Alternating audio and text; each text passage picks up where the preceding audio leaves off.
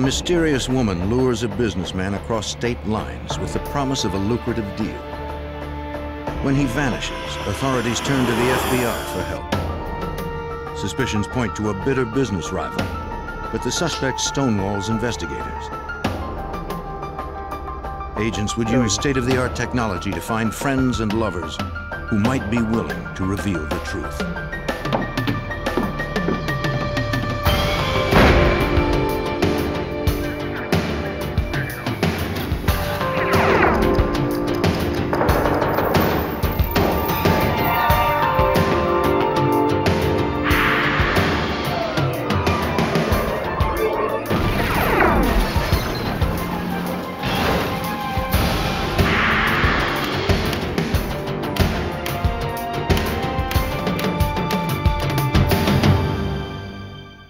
A wealthy businessman went to Florida to make one last deal before he retired, but he never returned home to his millions.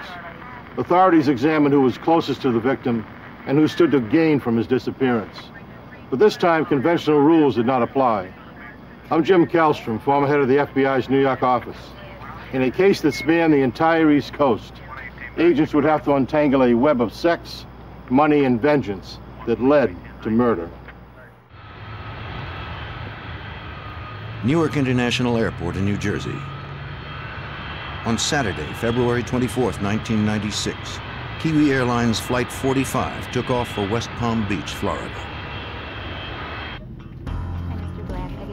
58-year-old Frank Black was on board.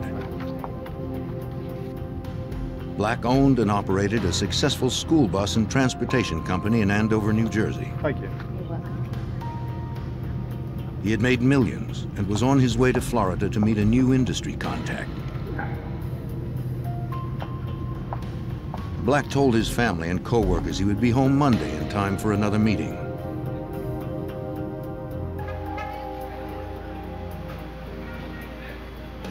He also told them that his contact in Florida, a woman named Mia Giordano, was to pick him up at the airport. She would take him to meet others involved in a lucrative business deal. Privately, Black hoped to retire after closing the deal.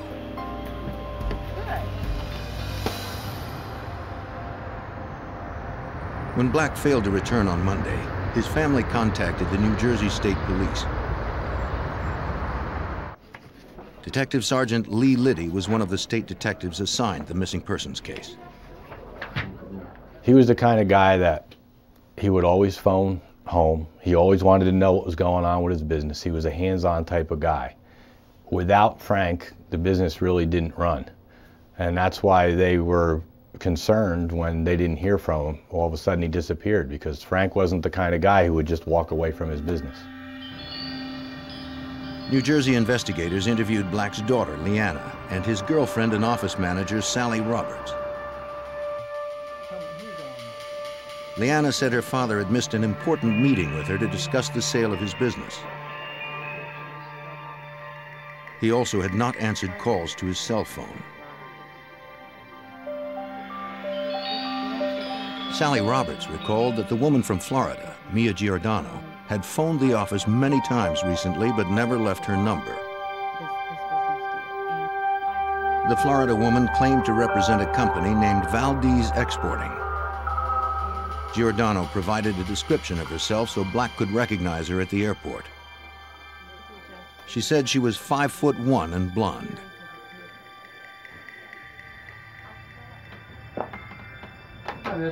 A detective visited the travel agent who booked Black's trip.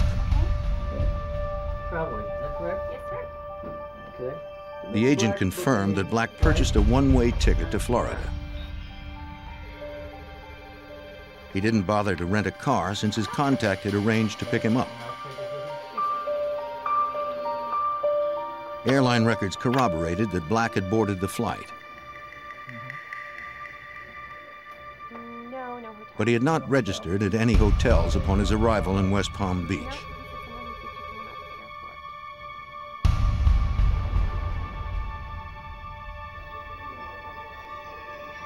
An examination of Black's records revealed that his credit cards had been used after his arrival in Florida. To follow the credit card trail, New Jersey detectives contacted the Fort Pierce office of the Florida Department of Law Enforcement. FDLE Special Agent Michael Driscoll was assigned the case. Frank Black's credit card was used at the Embassy Suites in Riviera Beach between approximately 1 in the morning and 2 in the morning. Okay, now we're talking about from February 24th into February 25th.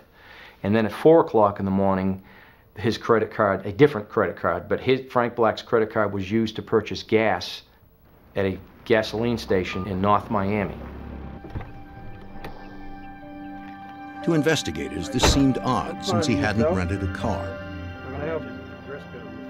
The state agent interviewed the employee who had worked on February 25th. When shown a photo of Black, the attendant said he didn't recognize him. The station's pumps all had credit card slots. No one would have had contact with Black or whoever was using his credit card. The employee didn't recall seeing anyone fitting Mia Giordano's description. Driscoll contacted the Florida Secretary of State Corporation Division to get an address for Valdez Exporting, Mia Giordano's company. That looks real good. Okay, catch you later. Bye. He found no such company registered in the state. He also attempted to locate Mia Giordano herself. We did a very extensive search to identify any Mia Giordano in Florida, and we couldn't find any, I believe, any Mia Giordanos in Florida, or any that would even come remotely close. And we checked Florida as well as New Jersey, and with negative results. On March 1st, a detective from the New Jersey State Police traveled to Florida where Frank Black's trail ended. Nobody had heard from Black in 5 days. Detectives now believed the millionaire had met with foul play. Their most likely suspect, a woman calling herself Mia Giordano, was untraceable. Investigators' focus turned to the phone calls Black received on the days leading up to his trip to Florida.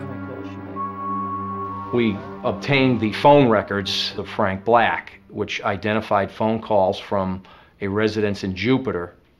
And the residence in Jupiter was rented. It was a townhome rented by a girl identified as Lisa Costello.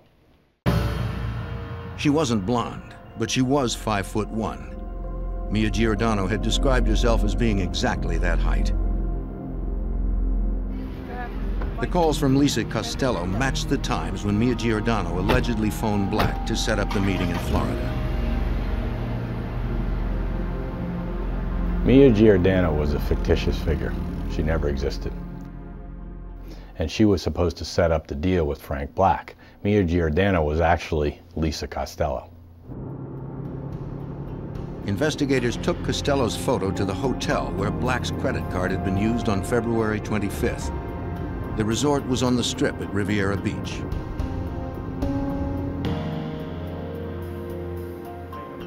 The state agent asked to speak to the clerk who had been on duty the morning in question. While he waited, he checked the phone that had been used with Black's credit card. Like the gas pump, the phone required no signature from a customer, just a credit card. Anyone could have made the calls. Karen Voorhees had worked the front desk on the morning in question. But she did not recognize a photo of Frank Black. She did recall waiting on another customer that morning.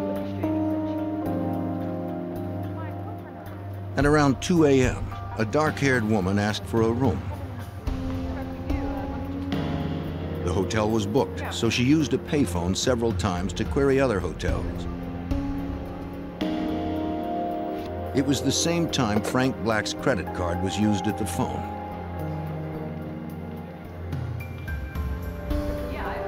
Voorhees described the woman as being in her 30s with brown hair and standing a little over 5 feet tall. Driscoll showed Voorhees a photographic lineup of 6 women. Without hesitation, the clerk picked out Lisa Costello. Lisa Costello was now really the primary suspect. I mean, we did have some evidence on her. That then we checked the car rental agencies by the West Palm Beach airport and found out that Lisa Costello rented a car just shortly before the time that Frank Black's flight arrived. Investigators found the car at the airport rental lot. A subpoena allowed them to impound it for an evidence search by the Florida Department of Law Enforcement.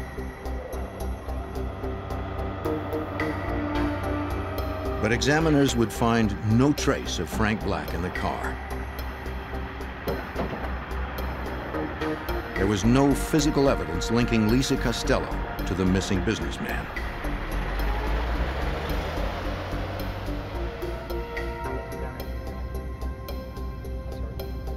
Florida investigators began covert surveillance on Lisa Costello.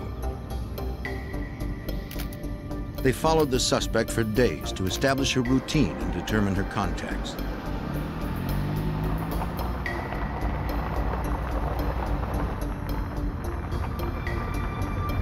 They soon learned that Costello was dating a man named Alan Mackerly.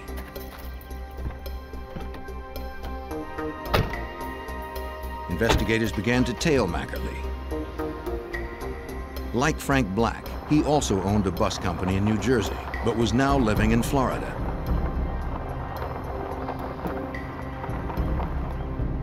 The two men had known each other most of their lives.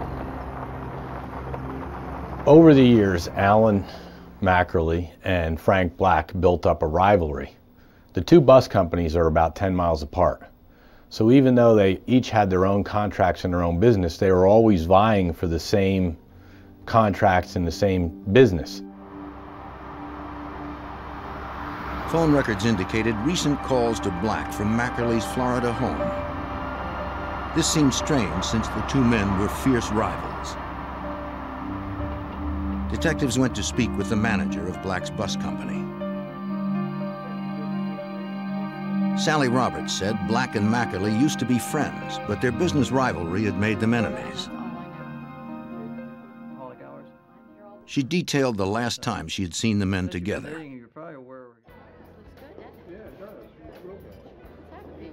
It was at an industry banquet in January of 1996. She and Frank were talking with friends when she saw Mackerly approaching.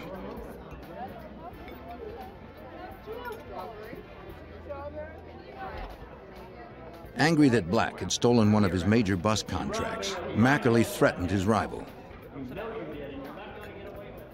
He said he was going to get him and put him under. That could mean put him out of business, and it could also possibly mean he was going to kill him someday. Black took the threat seriously. Afterwards, he wouldn't go to any meeting that Mackerly might attend unless he had someone with him. Investigators contacted Mackerly to ask him if he had seen or spoken to Frank Black recently.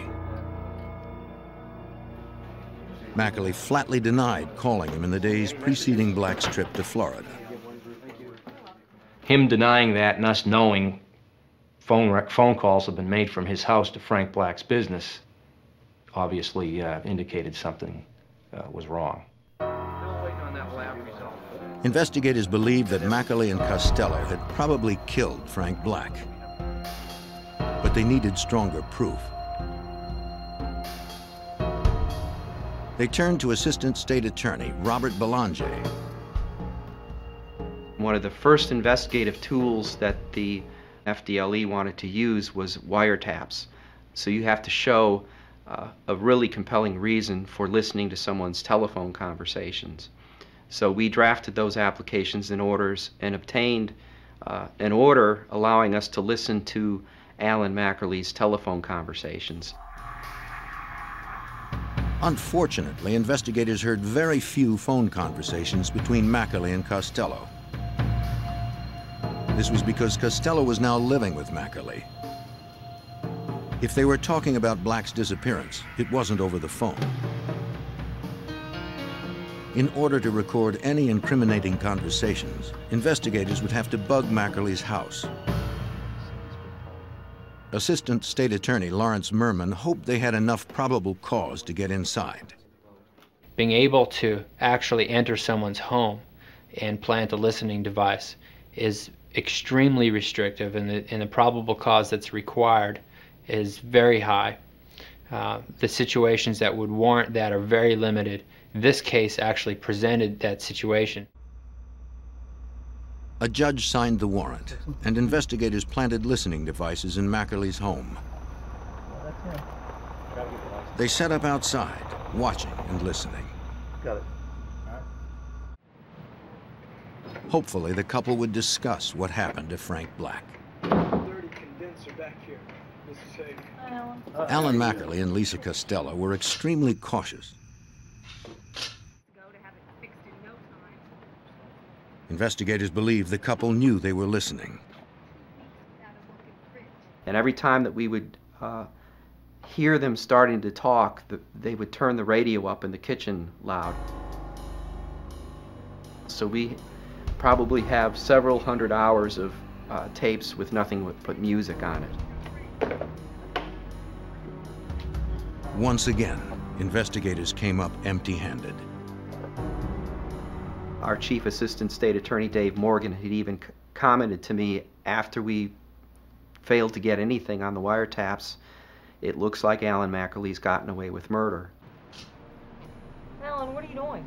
With Black's body still missing, Mackerly and Costello could elude authorities as long as they maintained their silence.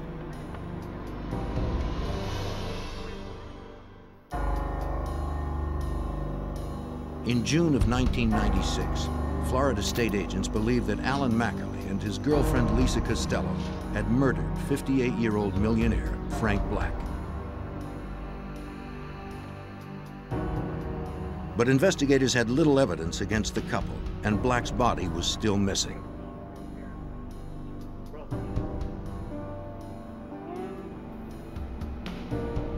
They checked morgues in Palm Beach, Broward, and Dade counties where Black was last known to have traveled.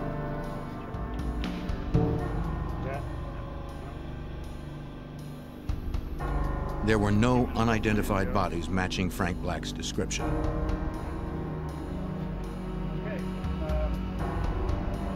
If Mackerly and Costello had killed Black, they had covered their tracks well.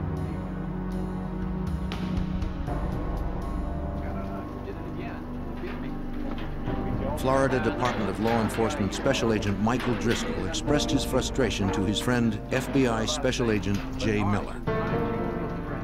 We used to play racquetball together, and he'd ask me about how this case was going, and I'd tell him, you know, a little bit about it, not a whole lot, and he'd say, well, if you ever need a hand, and I'd be happy to help out. In June of 1996, Special Agent Jay Miller asked to be assigned the case out of the FBI's Fort Pierce resident agency. Even though we were close friends, initially I did not know a lot of the details about Frank Black's disappearance. But as I could sense his frustration, I was able to elicit more information about the case, and we were able then to come to an understanding that we needed to look at this thing again from the start. Though investigators believed Mackerly killed Black over a disputed busing contract, wiretaps and listening devices had failed to tie him to any crime. Investigators' best lead was still Black's alleged meeting with Costello. Perhaps if subpoenaed and confronted with the evidence, she would turn on Mackerly. It was a gamble that could jeopardize their entire case. By giving anyone, in this case Lisa Costello, a subpoena, it compels her to come in and give information, and it gives her immunity. Hypothetically, if she came in and admitted she killed Frank Black, she would be immune from that statement. You could not use that statement against her. On June 13th, 1996, Lisa Costello appeared before a Florida grand jury. When questioned by state attorneys, she was uncooperative and hostile. The judge cautioned her that if she did not answer, she would be jailed for contempt.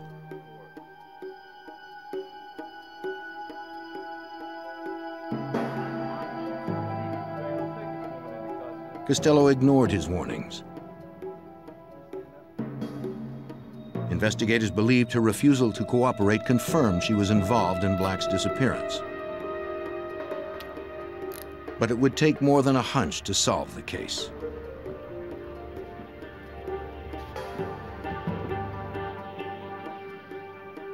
The gamble to subpoena Costello backfired. Now that Mackerly's closest ally was sitting behind bars, investigators had no potential witnesses to turn on the suspected murderer.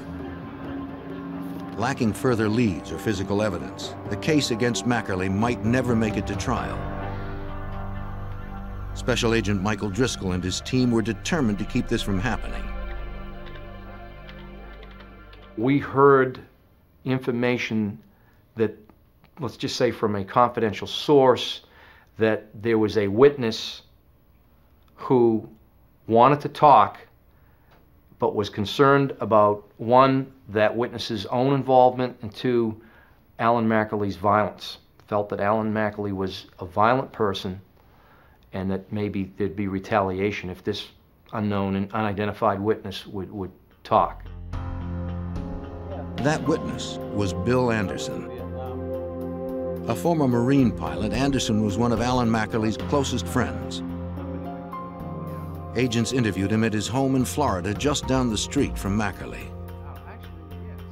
Anderson had also owned a bus company in New Jersey and had been a commercial pilot after a decade of military service. So now we had two investigators, Driscoll and myself, and a prosecutor, a land J, all being Marines, and then the person who we believe could be the key to solving the case, Bill Anderson, being a Marine. And so I think there was some camaraderie right there from the start. Investigators felt that bond would help them develop Anderson as a witness. He told the agents his friendship with Mackerly had been strained recently, but he was reluctant to detail Mackerly's relationship with Frank Black. The agents felt Anderson knew something that could break the case wide open. There was a little hesitancy on his part. We took it easy on him and gave him a little space, gave him the opportunity to do whatever he needed to do, to confer with counsel or whatever. In our minds, we knew that we were talking to the man that had the answers, and he wasn't telling us. The agents met with Anderson on many occasions and slowly won his confidence. They knew he was loyal to his friend Alan Mackerly, but they felt his sense of honor would eventually cause him to turn. Despite Anderson's lingering doubts, agents believed he was ready to talk by early August. They suspected a subpoena would help him justify turning against his friend.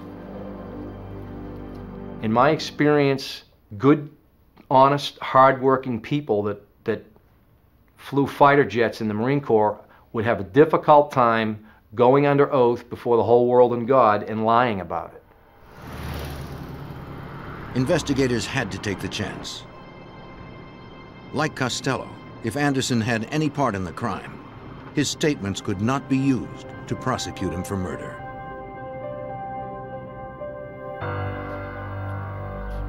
Five months after the disappearance of millionaire Frank Black, investigators had little evidence to support their theory that Black was murdered by his business rival, Alan Mackerly.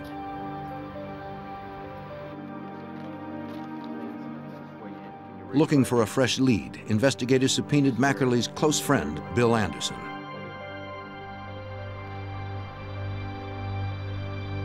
Anderson had been reluctant to talk, but after a month, the former Marine's sense of honor prevailed. He began by telling investigators that Alan Mackerly had purchased a plane earlier that year. Mackerly asked Anderson to become his private pilot, since Anderson had experience flying fighter jets and commercial airliners. In exchange, Anderson could use Mackerly's plane as he wished. In March of 1996, while staying at a hotel in Leesburg, Florida, to supervise repairs on the plane, Anderson was contacted by Mackerly. His friend said he needed him to take the plane out over the ocean. Anderson explained that the aircraft would be grounded for several more days. He suggested they rent another plane. Mackerly insisted on using his own plane. He didn't want anybody else to know about the flight. Anderson asked why.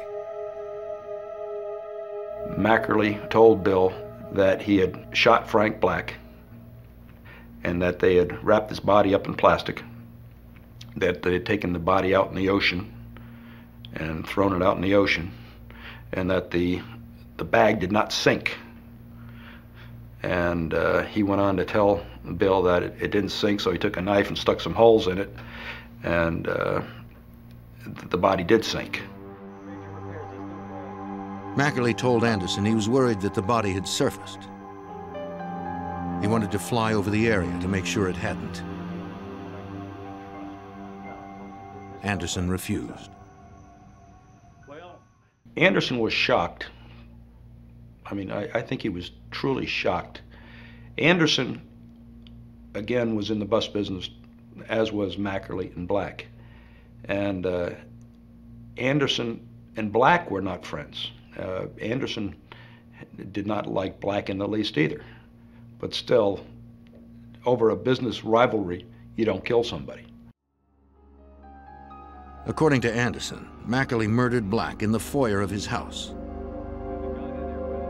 The former Marine pilot confirmed what investigators had suspected all along. It was the big break in the case. I mean, this was the moment we were all waiting for. And I remember explaining to him right away that, Bill, we're going to have to do a covert recording of you rehashing this conversation with Alan Mackerly. Without a body or murder weapon, they would need Mackerly's confession on tape.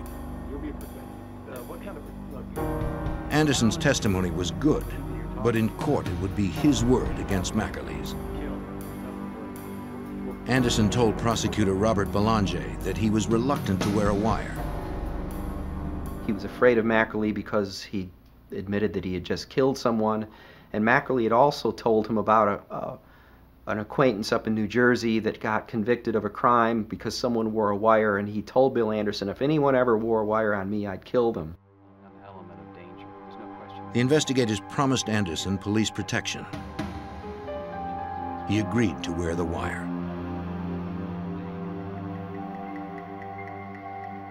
The plan was to lure Mackerly to Anderson's house.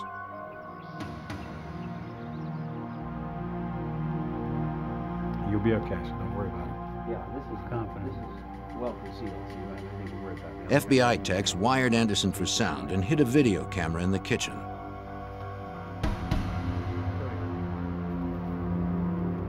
When the equipment was in place, Anderson called Mackerly. I'll be here. He told him he'd been served a subpoena and wanted to talk about what he should do. Mackerly said he would be right over. In case something went wrong, Agent Driscoll would remain hidden in the house to protect Anderson.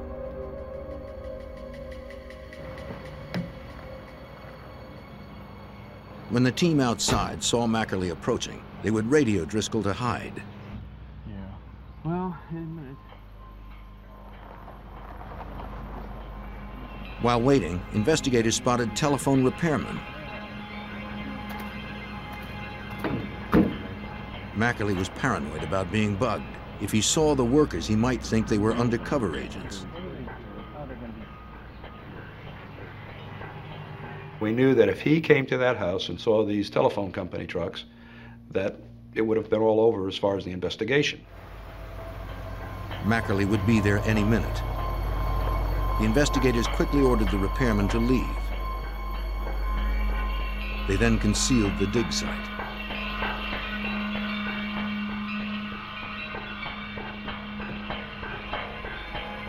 The investigators made it back to the car just before Mackerly pulled up.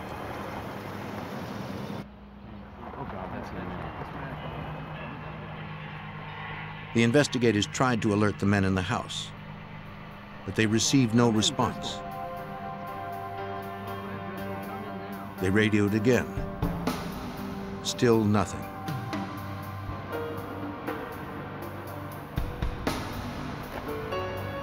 They had no way to know if Driscoll had received their call.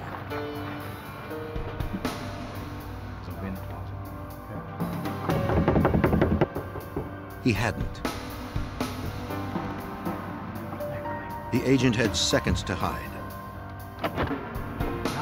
Come in.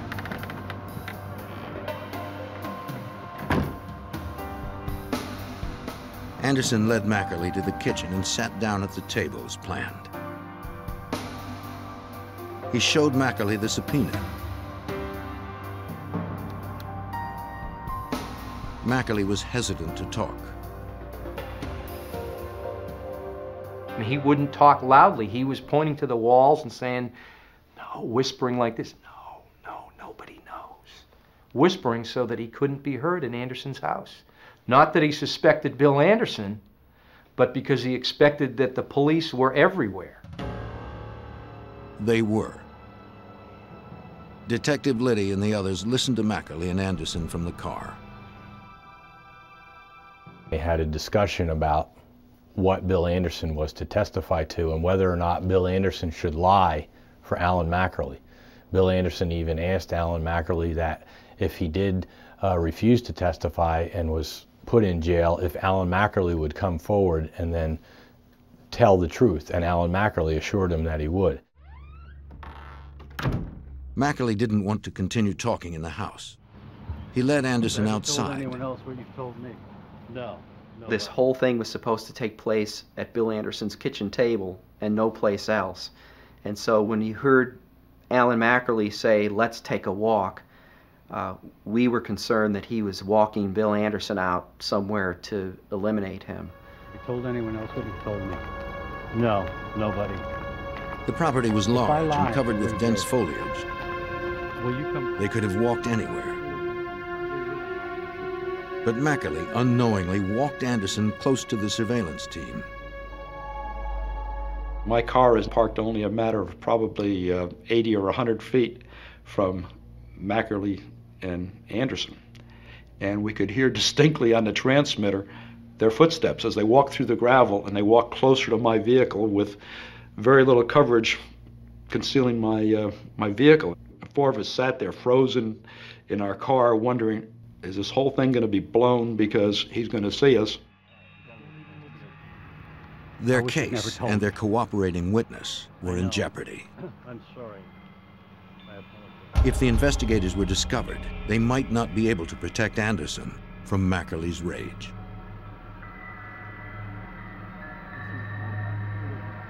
Investigators in Florida watched as cooperating witness Bill Anderson met with murder suspect Alan Mackerly. Anderson was wearing a wire trying to get Mackerly to discuss the murder of Frank Black. New Jersey Detective Lee Liddy feared what Mackerly might do if he caught a glimpse of the nearby investigators. The two of them walked outside, which was very tense for all the investigators involved, because at this point we have no control over what happens, where they go, or what they say. And because they were walking, and because of the pant leg of Bill Anderson rubbing and the movement of the clothes, it was very difficult to pick up conversation. So at that point, we really weren't sure what was happening. Before Mackerly could spot the surveillance team, Anderson steered him away. Investigators now had incriminating statements on tape, but not a direct confession. They needed more.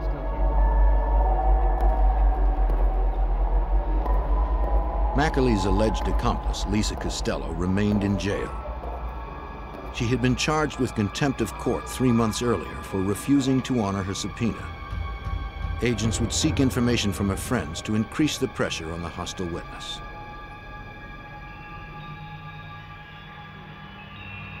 They interviewed Costello's former roommate.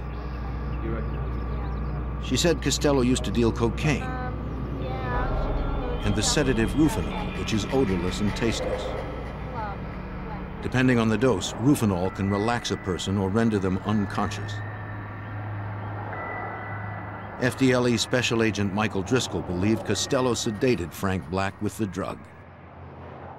We suspected, matter of fact, from day one, that at some point Lisa and Frank Black may have gone to dinner or for drinks, and she was able to do that.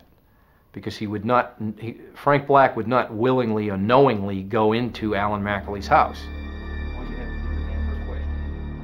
Hoping this information might pressure her into talking, a prosecutor met with Lisa Costello in jail. He told her that if she didn't cooperate, she would not have immunity. She could be charged with murder. Costello remained silent, despite the warnings of prosecutor Robert Belanger. And Lisa Costello could have walked out of that jail cell any day simply by coming out and honoring that subpoena and telling us what she knew about the case. But she was a tough enough witness that she sat in jail on a civil contempt.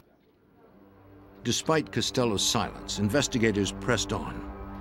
Assistant State Attorney Lawrence Merman felt they were ready to arrest. We had an ear witness to a confession who was a very close friend of the defendant. We had a motive, we had circumstantial evidence. It was a very strong case. On August 29th, agents began aerial surveillance on Alan McAlee. A ground team assembled around the perimeter of the suspect's house. They made sure he was alone inside.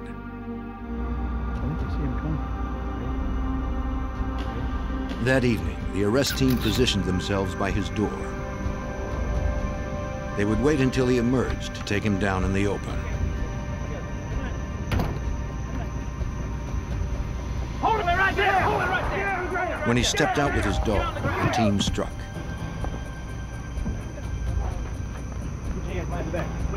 The stunned suspect offered no resistance. 7 months after Frank Black vanished, Alan McAlee was arrested for kidnapping and murder. With no physical evidence, prosecutors prepared for a difficult trial. When McAlee's arrest hit the news, they received a call from a man with information on the case. The man agreed to give a statement.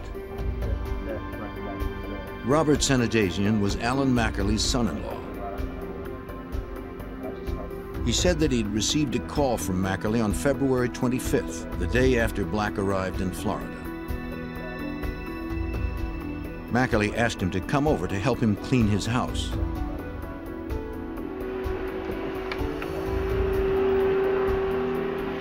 When Senadasian arrived on Monday, February 26th, he saw that McAlee and Costello had already begun major renovations in the foyer.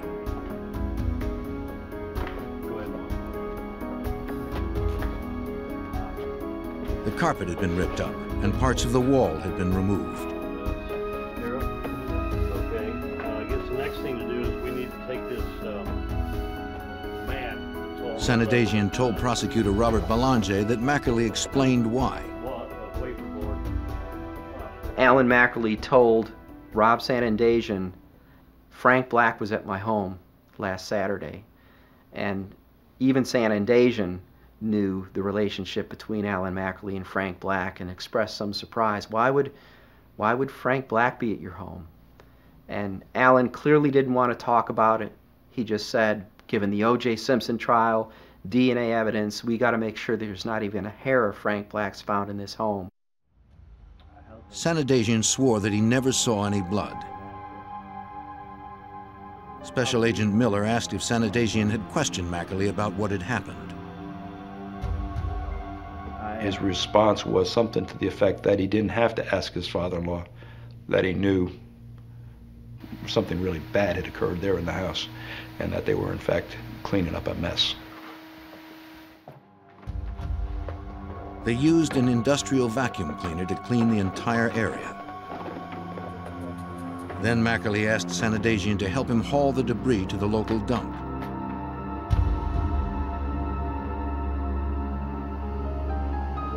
Senadasian told investigators that he and McAlee discarded sheetrock carpeting and even the vacuum cleaner in the Martin County landfill. His statement corroborated Bill Anderson's story. Anderson told us that McAlee had told him that he had killed Frank Black in the entry to his house.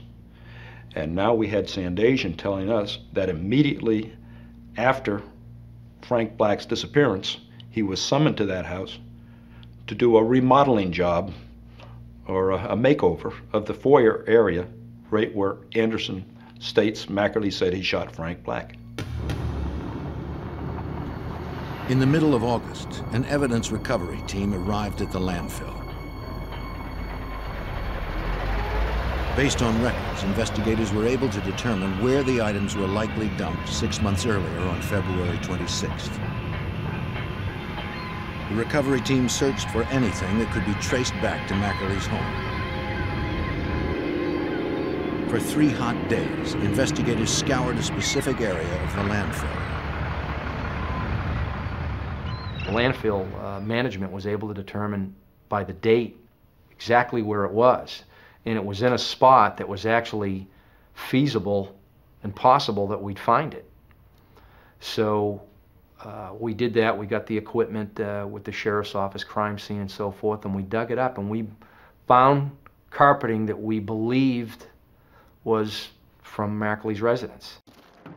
Investigators found portions of sheetrock and a vacuum cleaner that matched the description Sanitasian had given. They brought the items to the Florida Department of Law Enforcement Forensics Laboratory for analysis. Despite their strong suspicions, lab analysts were unable to conclusively match any of the items to Mackerly's house.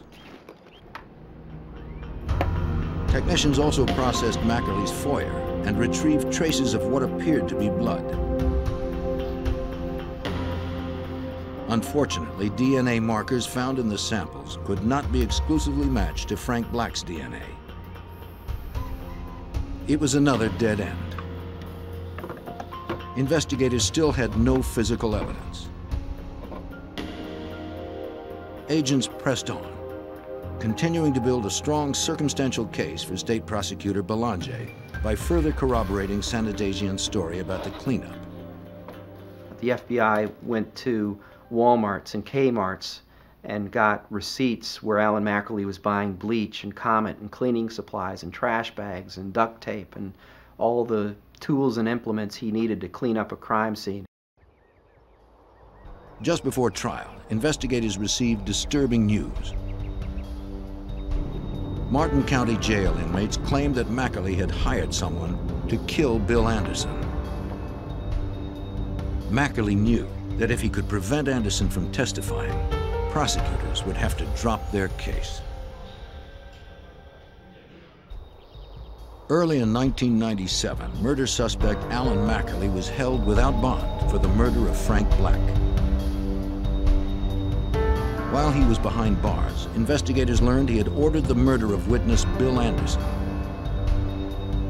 As of that point, the security for Bill Anderson tremendously increased, and we began making arrangements to have Bill and his wife go into the Federal Witness Protection Program.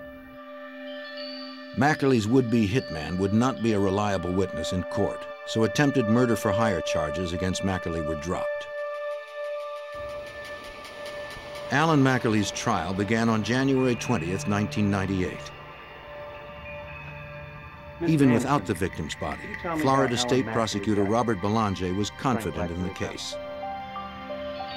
There's case law going back to Old England where murderers have been prosecuted without a body successfully, and the courts have said that we don't reward people because they successfully disposed of the body. You can still prove death through circumstantial evidence like any other fact in a case, by person's habits and routines, by the fact that they didn't pack for a long trip, by declarations of intent, I'm going to go to Florida.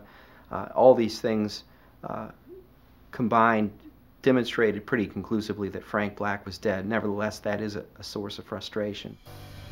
Mr. Mackerly told me the prosecution's main witness, Bill Anderson, recalled what he knew about Frank Black's murder. Prosecutors filled in the gaps and detailed the events of February 24th, 1996, the last day Black was seen alive. Mackerly's lover, Lisa Costello, picked up Frank Black at the West Palm Beach airport that evening.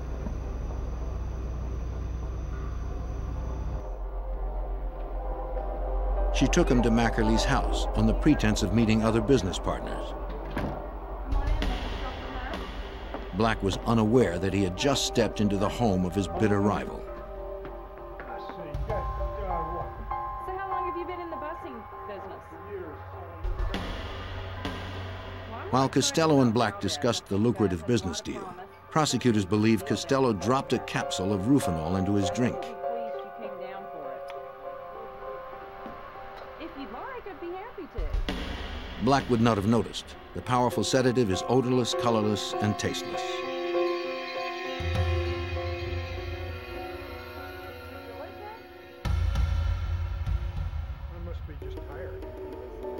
The two talked while Costello waited for the drug to take effect.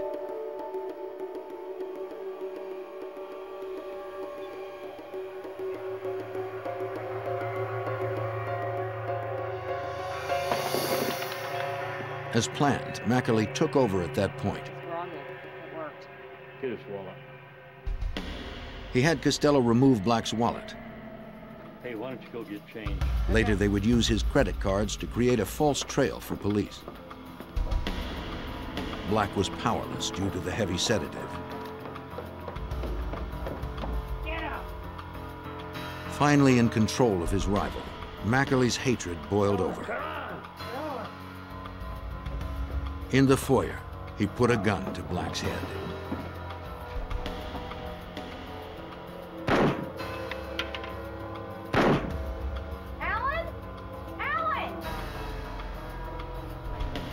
Mackerly had to get rid of the evidence. He wrapped the body and murder weapon in plastic. Using one of his powerboats, he would later dump the body about 16 miles offshore. Took the body out about 20 miles. Anderson testified that Mackerly said he had to stab through the plastic in Black's body several times to get it to sink. He then returned home to finish cleaning up. He tore out anything that had been stained by blood or human tissue. Using bleach, they scrubbed the entire area clean.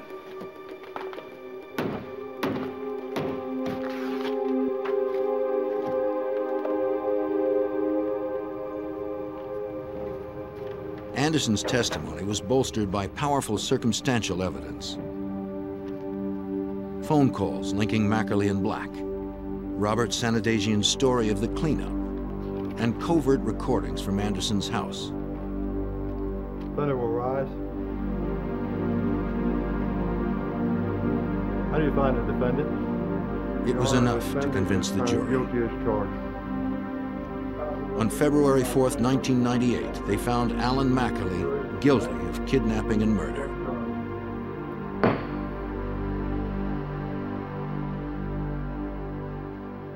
After Mackerly's trial, prosecutors turned to Lisa Costello. When I looked, I saw the dead body. Faced with murder charges, she finally gave a full statement as to the events that led to Frank Black's death.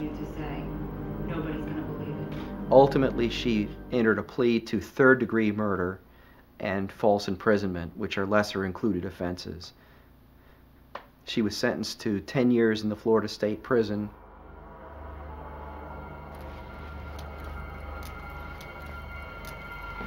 An appeals court overturned Mackerly's kidnapping conviction, finding that Frank Black traveled to Florida on his own volition. But the murder conviction stood. Alan Mackerly was sentenced to life without the possibility of parole. Although Frank Black's body has not yet been recovered, his killer, Alan Mackerly, will never go free.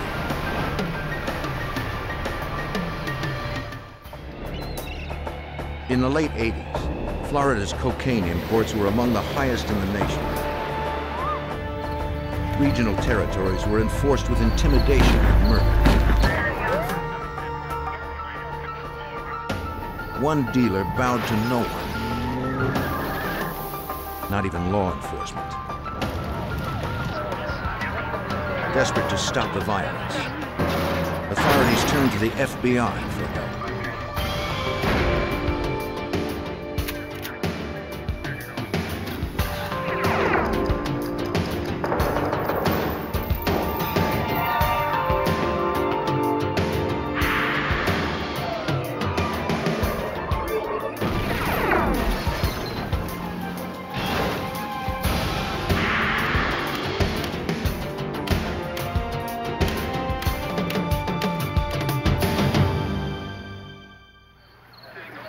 A suspected drug dealer would stop at nothing to keep local and federal authorities from building a case against him.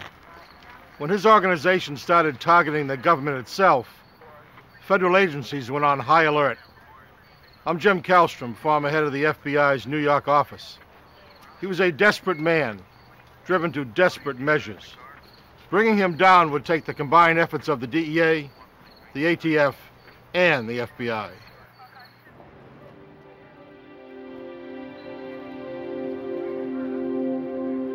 Fort Myers Beach, Florida, July 18, 1987.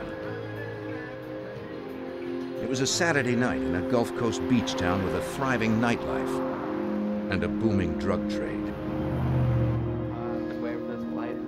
Away from the tourists, many local residents spent the weekend at private parties. For some, that included cocaine. At one party, several men waited for their friend to return with more drugs. He'd been gone for about a half an hour when they heard what sounded like gunshots at around 10 p.m.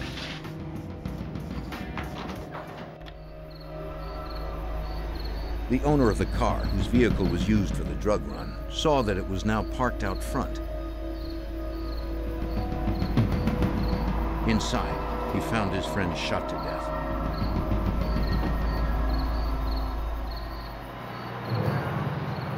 The Lee County Sheriff's Department responded to the scene.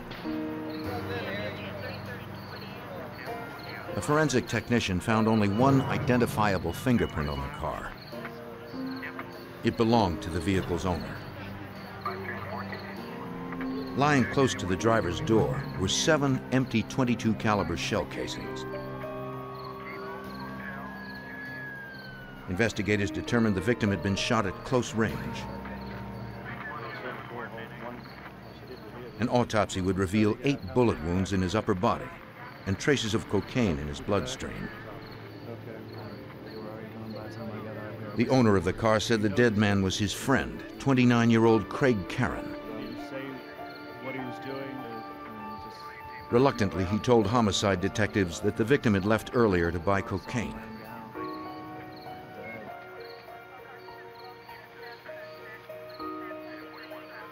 The victim's girlfriend suggested police should question her boyfriend's cocaine dealer. Has he been bound before? He owed the dealer money for drugs. The dealer had a reputation for violence. Lee County homicide detective Tom Continos learned the dealer's name was Jeff Saganek. Jeff is a young kid from Fort Myers Beach who had established himself as what I thought to be a mid-level drug dealer on the beach. Through talking to Craig's associates, I learned that Craig owed Jeff a large amount of money. And the reputation was that you better pay your bills with Jeff or he's going to send someone to collect it. The next day, an unexpected visitor appeared at the Lee County Sheriff's Department. It was the alleged cocaine dealer himself, 23-year-old Jeff Saganek. He asked to see the detective investigating the previous night's killing. He wanted to give a statement. The reputed dealer, with a history of arrests, heard he might be a suspect and wanted to set the record straight.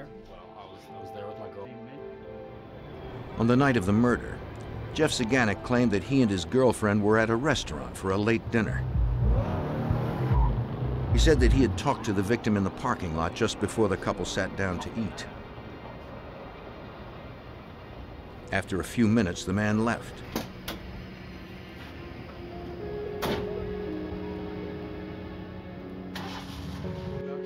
The reputed dealer said he and his girlfriend were at the restaurant from about 9:45 until 11 p.m. And he had more to offer than his word. Jeff Saganek handed the detective his restaurant receipt. The waitress who served them confirmed the story. Yeah, I'll talk to her. Maybe we'll slide by the restaurant and see if... It appeared he had an airtight alibi. But to the seasoned detective, it seemed Jeff Saganek was trying too hard to cover his tracks. I had investigated enough homicides to see all different types of suspects and how they react and the reasons why they commit murder. For this young kid to come in, as well organized as he was, with an alibi, with witnesses, with receipts, he became my #1 suspect. On a tip, the detective questioned a member of a local rock band who was also known to deal cocaine. He admitted that the victim sometimes bought drugs from him directly, which made Jeff Saganek, allegedly the largest dealer on the beach, angry over the lost sales. At about 11:15 on the night of the murder, Jeff Saganek came to the lounge where he was playing. According to the performer, Jeff Saganek boasted that he had just had the victim wasted and that it would teach the people of Fort Myers Beach a lesson.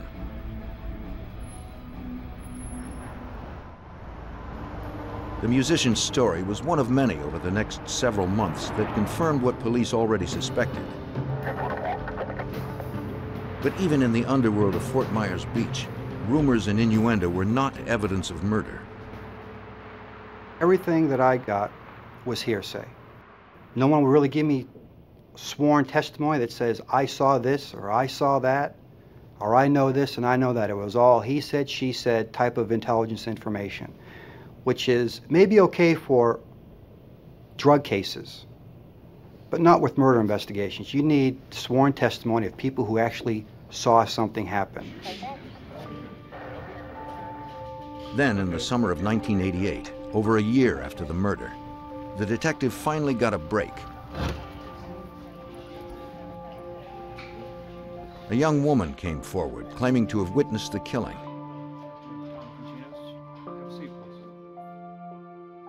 She had not spoken up sooner because she was addicted to drugs and was protecting her former supplier, Jeff Saganek. Craig Karen.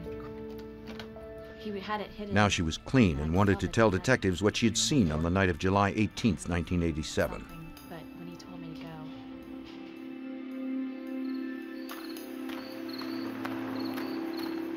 She was on her way to the cocaine party that evening when she witnessed the shooting.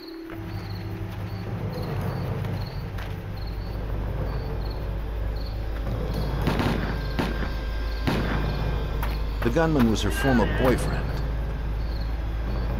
a man who worked for Jeff Saganek.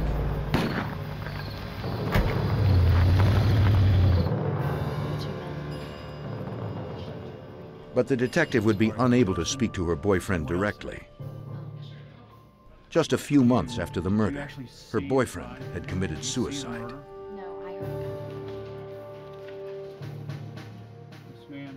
She told police that she also had direct knowledge about Jeff Saganek and his organization.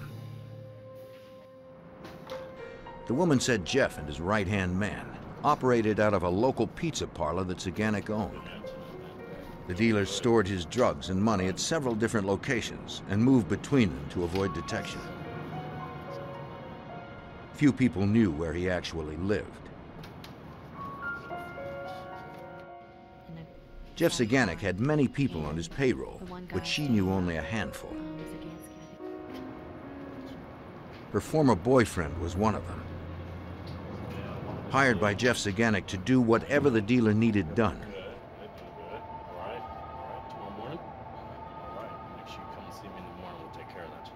She and Jeff had also had an arrangement. In exchange for storing drugs and guns at her apartment, Jeff had paid her rent. All right, I'll see you in the morning, okay? Unable to corroborate her story with other testimony or physical evidence, the detective could not charge Jeff Saganek with the murder. I followed up on those leads, and I was not able to substantiate any of the information that she gave me at that point. So without the trigger man, without a gun, without eyewitness testimony, I couldn't get to Jeff. I couldn't get to Jeff. I had no physical evidence, no testimonial evidence that enabled me to bring charges against Jeff. The homicide detective looked to the Lee County Narcotics Unit for help. Detectives began surveillance on Jeff Saganic's pizza parlor, hoping to identify someone they could turn against the dealer. The place was a popular spot. It would take time for officers to discern the drug traffickers from the legitimate customers. To complicate matters, Jeff Saganic changed his name legally to Jeff Matthews, presumably to sever ties to his past crimes. Jeff was the type of person where he wanted to be a clean-cut businessman. Jeff even went to the point of changing his name from Jeff Saganik to Jeff Matthews to try and help him with his reputation.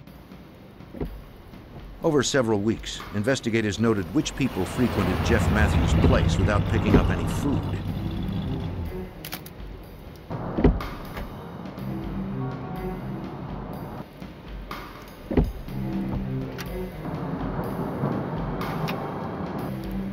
Investigators spotted one man who visited often. A license plate check revealed his name was Stephen Franken. Detectives speculated that Franken might be their connection to Jeff Matthews.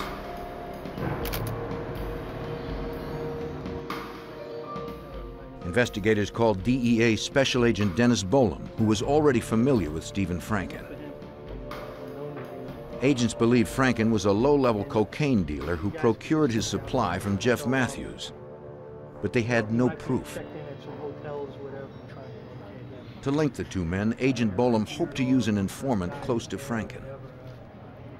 I received some information from a cooperating source that Mr. Franken was distributing cocaine out of his house on Hibiscus Street in Fort Myers Beach, and that he was distributing to quite a few people down at the Fort Myers Beach area. Their informant, recently arrested for possession, was one of Stephen Franken's biggest customers. For his cooperation in controlled drug buys from Franken, the informant would receive probation.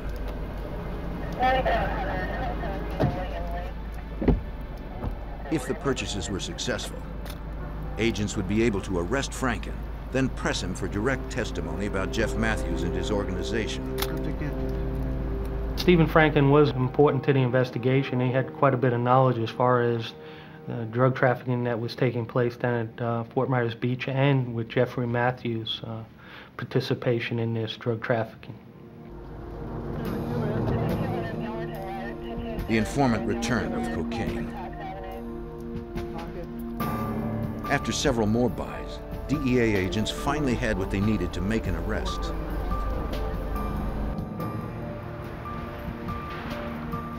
On August 25, 1988, agents secured a felony arrest warrant for Stephen Franken for the sale and distribution of a controlled substance.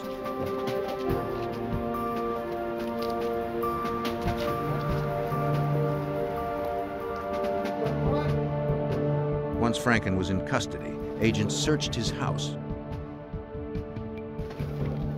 Inside, they found prepackaged cocaine, scales, and cash.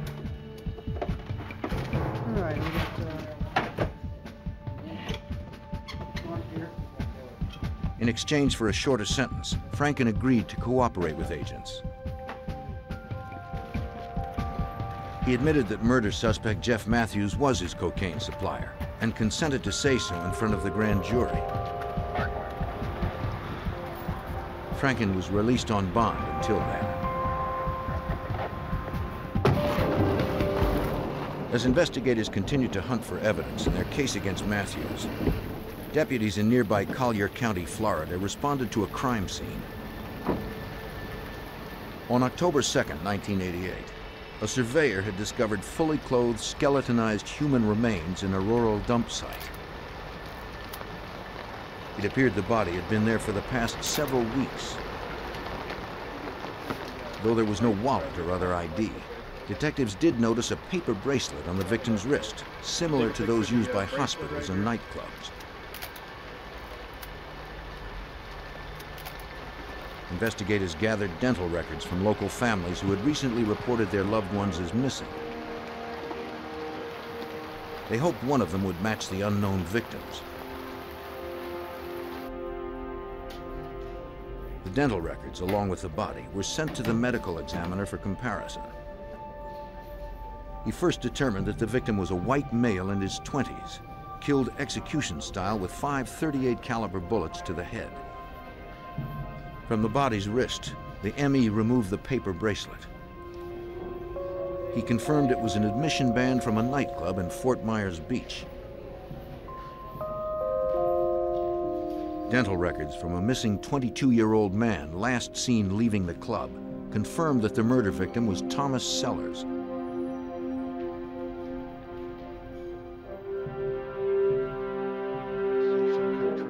A Collier County Sheriff's detective visited Sellers' father to give him the bad news. Questions in reference to that. Has he been doing any illegal activities or hanging around anybody lately that... The father told the detective that his son had a cocaine problem and believed the young man owed his dealer, Jeff Matthews, $1,000. It was also rumored that his son was last seen leaving the club with a man reputed to be a hitman for the dealer.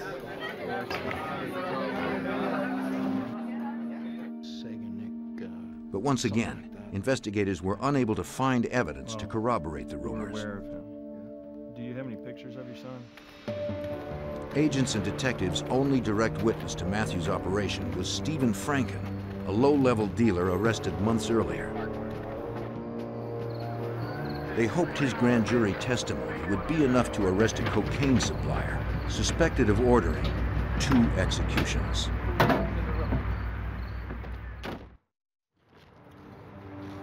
On January 27, 1990, as the DEA and Lee County, Florida sheriffs continued to pursue suspected cocaine dealer and murderer Jeff Matthews, detectives received a call about another possible homicide. At around midnight, a man was unpacking boxes in his new home when he heard the sound of a car squealing towards his house.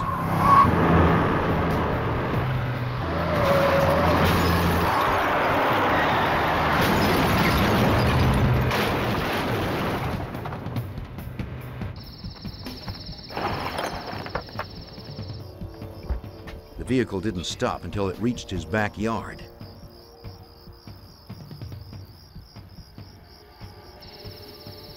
Inside, the driver was dead. Lee County Detective Tom Continos was one of the first to arrive at the home in St. Carlos Park. Initially, I was told it was a motor vehicle accident. There was a dead body in the car. And the closer I looked, the more I realized that he didn't die from a car accident. He died from a bunch of bullet holes. The driver's license found on the victim identified the dead man as 22-year-old Stephen Franken, the primary witness scheduled to testify against drug kingpin Jeff Matthews at a grand jury hearing just 2 days away. It seemed Matthews was aware that without Franken's testimony, investigators wouldn't have enough evidence to bring an indictment against the cocaine dealer, suspected in 2 killings and now a 3rd. According to DEA Special Agent Dennis Boland, I think the timing of the murder was because of the timing of the grand jury, the information we received as far as Jeffrey Matthews being involved in other shootings and murders at Fort Myers Beach, and that Stephen Franken had some valuable information as far as Jeffrey Matthews' drug operation. But now the grand jury would never learn what Franken knew about Matthews. The federal witness was likely dead before he crashed. Detectives decided to search the surrounding area to determine where the shooting had taken place. Something happened before the guy hit the house, or else he wouldn't have driven through the house. So I walked down the dirt road about several hundred yards, and I found what looked like some attempt at a roadblock. Large and small branches covered the road, strewn by what must have been a vehicle. To the left side of the site, detectives found several .22 caliber shell casings, the same caliber as the bullets later removed from Stephen Franken's body. Footprints, as well as tire impressions from a separate vehicle, were discovered close by in the loose dirt. Technicians made plaster casts for later comparison should a vehicle or suspect be located. From their placement in Franken's wounds, officers determined that the shooter had fired at the driver's side of the car.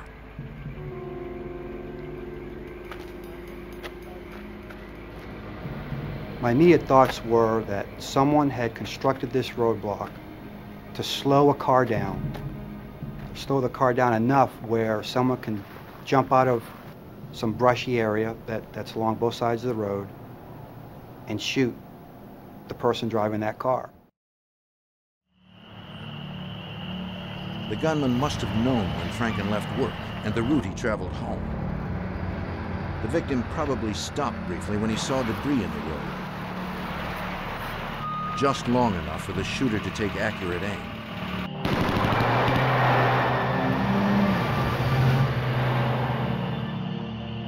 Clinging to life for a few more moments, he likely accelerated down the road and into the house. Though suspected murderer and drug dealer Jeff Matthews was believed responsible, investigators were once again left with no direct evidence tying Matthews to the crime. The fact that Stephen Franken had been a federal witness enabled authorities to broaden the investigation to include the U.S. Attorney's Office and the FBI. Together, they needed to develop a strategy to snare Jeff Matthews and put an end to the violence. Retired Special Agent Guy Notley was part of the team. The FBI immediately started working with the Lee County Sheriff's Office and the Drug Enforcement Administration.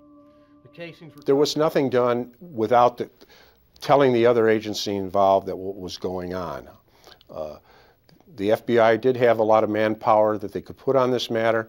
They did have tremendous ability for the technical aspect of the investigation. They knew Matthews was still operating in the area, but the dealer was well insulated. The only way to get to him was through his drug operation and employees. But after the informant Franken was murdered, finding someone else to cooperate would be no easy task. What made it so difficult was that we didn't have a lot of people come forward and voluntarily supply information on Jeffrey Matthews. Most of the people knew that he was capable of committing murders, and they were intimidated by him. Agents turned to a man behind bars whom they believed had been an insider in Matthews' organization. Serving a 10-year sentence on concealed weapons charges, the Fort Myers Beach, Florida man was reputed to be one of Matthews' former hitmen. He agreed to tell what he knew about the dealer's drug operation in exchange for a shortened sentence. Just before his arrest, the alleged hitman admitted that Matthews had ordered him to surveil Stephen Franken to learn the man's schedule.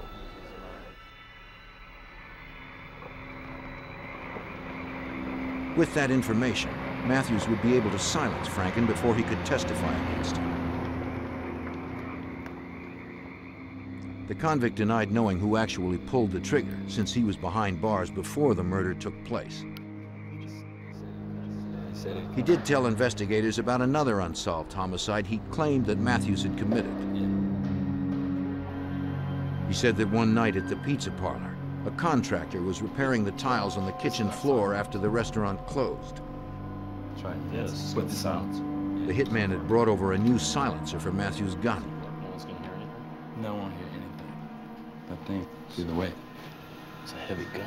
Yeah. Look at that. Yeah, how's that? Nice target. Go ahead. He claimed the drug lord killed the contractor just to test the silencer. Agents hoped to get Matthews to corroborate the hitman's stories. The convict agreed to call Matthews to set up a recorded meeting.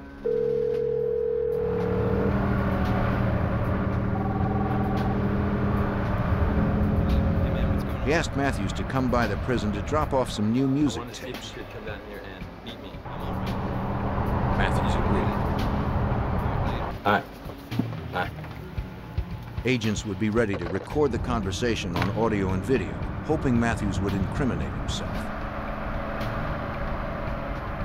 We received approvals from the U.S. Attorney's Office as well as the jail to install these recorders. Then after we installed everything, he never did show up. Jeffrey Matthews is very elusive, surveillance conscious. He insulated himself pretty well. Even his closest friends didn't know where he was residing at. Matthews' last suspected victim may have known.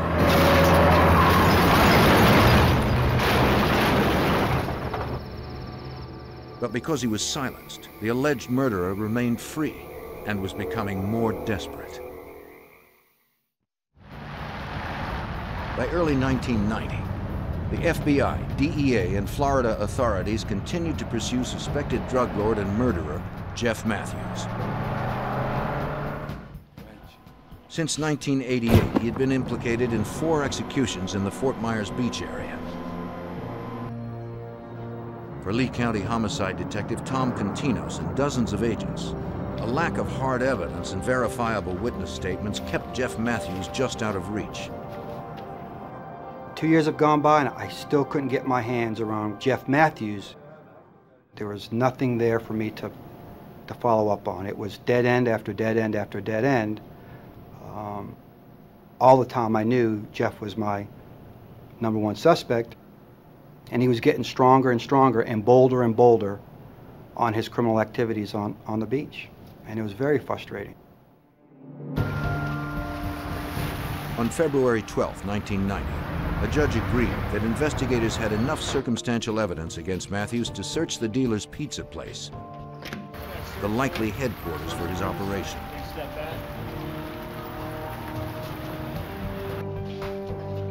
They served the warrant after hours to avoid endangering customers.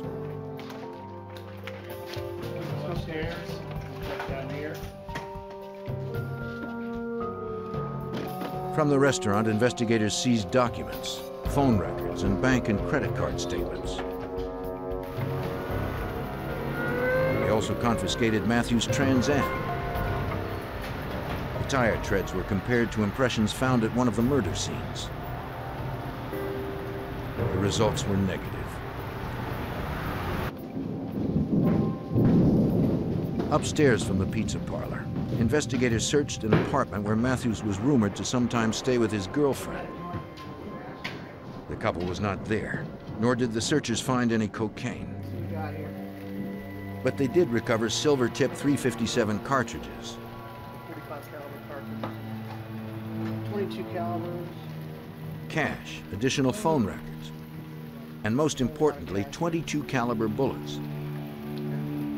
The same caliber used in at least 3 of the 4 executions. They were sent to the crime lab to be compared with the spent .22 caliber rounds retrieved from the victims. Tests of the bullets' metallurgic composition did not reveal any matches. It was one more dead end in a grueling case. Though there was no direct evidence linking the alleged drug dealer to the murders, DEA Special Agent Dennis Bolam and his team believed they had enough to indict Jeff Matthews and several associates as part of a continuing criminal enterprise. We had concerns at that point that by leaving him out on the street, he could commit additional murders. So we felt we had sufficient evidence at that point, and that's the reason why we went and got the indictments to go pick him up. But Matthews was nowhere to be found. Friends and associates claimed that he had left Fort Myers for parts unknown.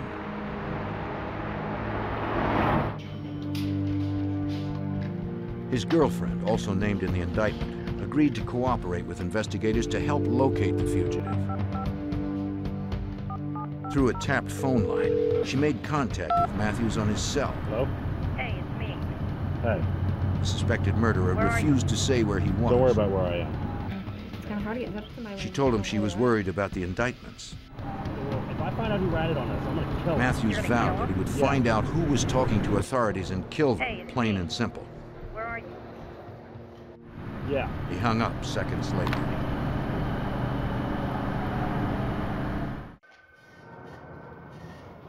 The next day, A confidential informant gave Lee County homicide detectives a promising tip. They learned that Matthews had rented a car with a borrowed credit card on the night Stephen Franken was murdered. Here's a picture. Can you tell us a little bit about the case? An evidence technician compared the tire treads from the rental car to a plaster cast of the tracks collected at the scene of the ambush. They matched. It was the first hard evidence linking Matthews to one of the 4 murders. Unfortunately, it didn't prove that Matthews had driven the rental car to the crime scene, nor that he had pulled the trigger. We were trying to gather as much information about Matthews as we could. We weren't even successful in finding out where this guy lived. We heard he lived in this big house. We heard he lived in that big house. He drove this car. He drove that car. But he was never there. We were never able to pin him down to where he lived. We only knew that he drove one car, and that's a black Trans Am. He was like, you know, he was everywhere but nowhere. Then on the night of March 16, 1990, Lee County detectives responded to a call from the home of a Fort Myers Beach fire inspector. A pipe bomb was thrown into his driveway. Filled with .38 caliber bullets, the explosion sent ammunition and shrapnel ripping through the inspector's car and house.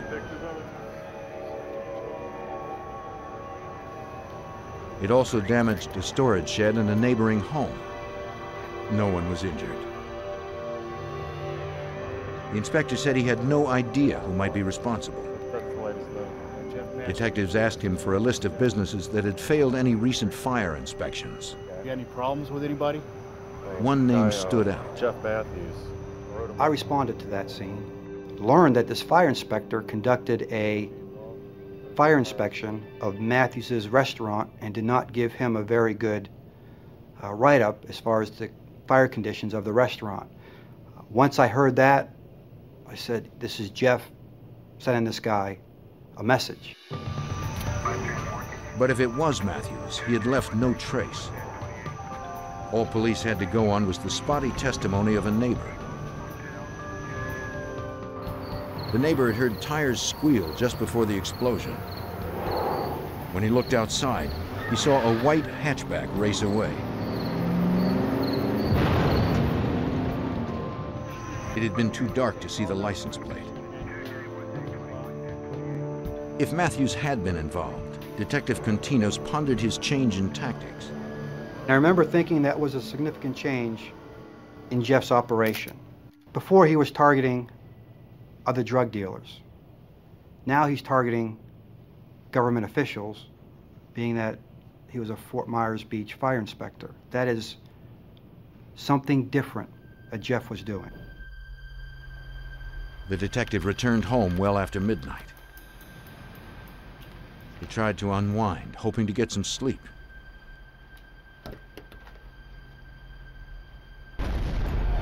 At about 2 a.m., the sound of an explosion sent him rushing to the window. That sounded like a transformer blowing up, a car backfiring, fireworks. I mean, there's a number of things that happen in my neighborhood that sound could possibly occur. Phone rings 2 or 3 minutes later.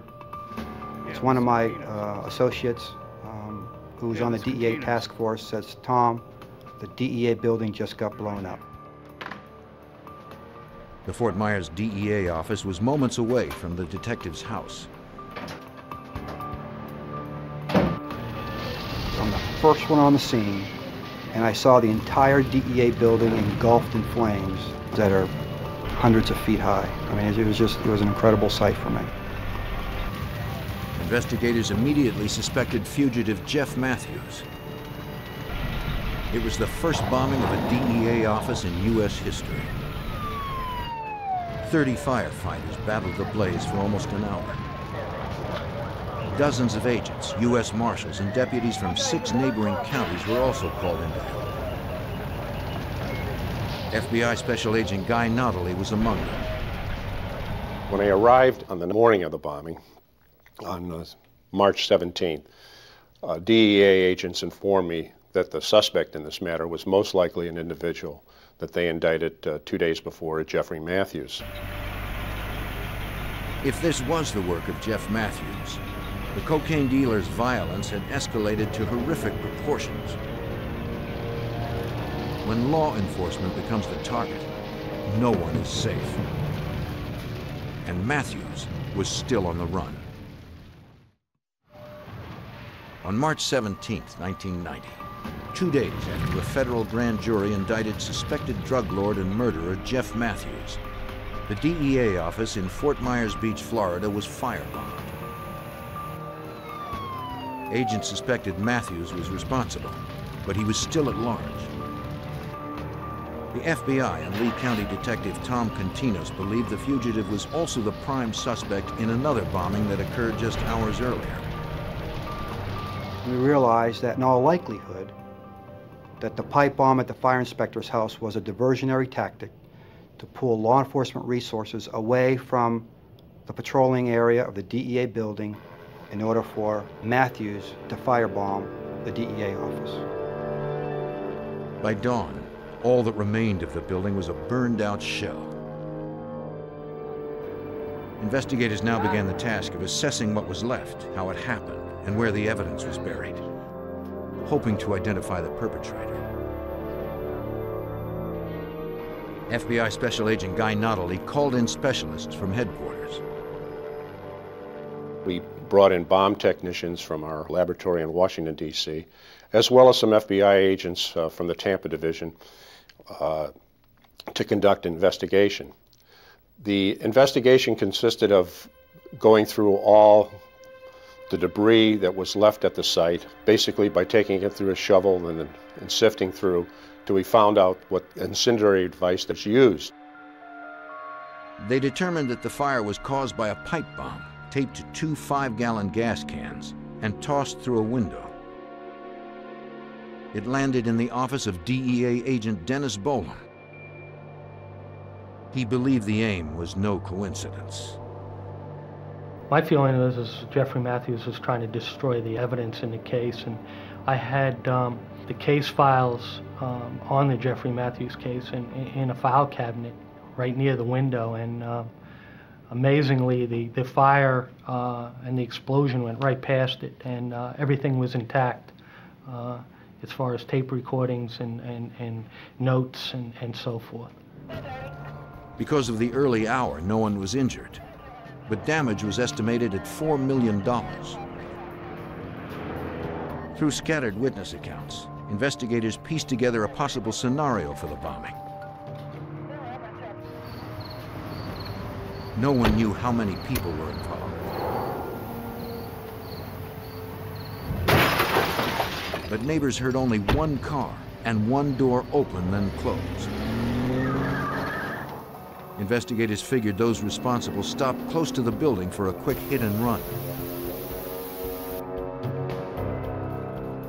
The bombing had a profound effect on area law enforcement. Agents struggled to deal with the physical reality of the destruction and their emotional reactions. I was shocked, and then I was angry, and then I was more determined to get him at that point than anything. It's changed my life because I had to have 24-hour guard on my house, as well as the other agents and the prosecutor in the case. I had a wife and 2 small children that I had to worry about, and they had to be protected. And I knew that he was still running around out there, and that there's a possibility that he could do this again. FBI lab examiners inspected the remnants of the bomb. Nails used as shrapnel were packed into a metal pipe 5 inches in diameter with a unique threading and surrounded with gunpowder. Duct tape held the pipe between 2 5-gallon tanks of gasoline that helped to spread the fire when the bomb went off.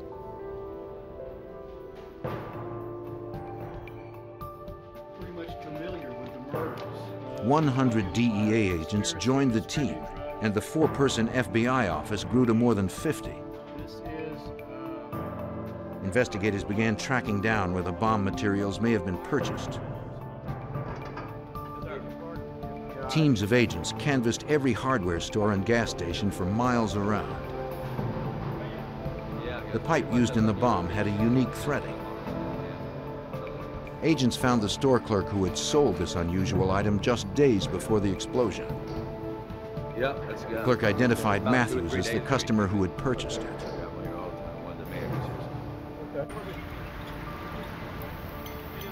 Agents asked dozens of gas station employees if they remembered anyone purchasing gas in 2 5-gallon tanks during the past week or so. One remembered that a man fitting Matthews' description had done so recently. The evidence was mounting against the bomber, but agents still had no idea where he was.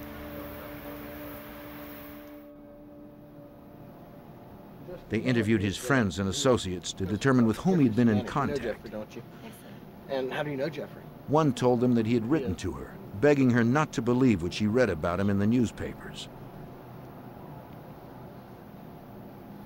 But she had believed the articles and agreed to have her phone monitored so agents might trace a call from Matthews. Well, that would be great. You'd be willing to do that? I think you could help us.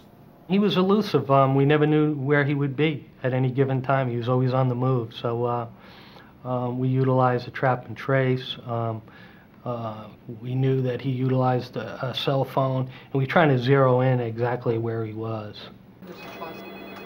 With a signed affidavit, agents went to the company that handled Matthews' wireless account.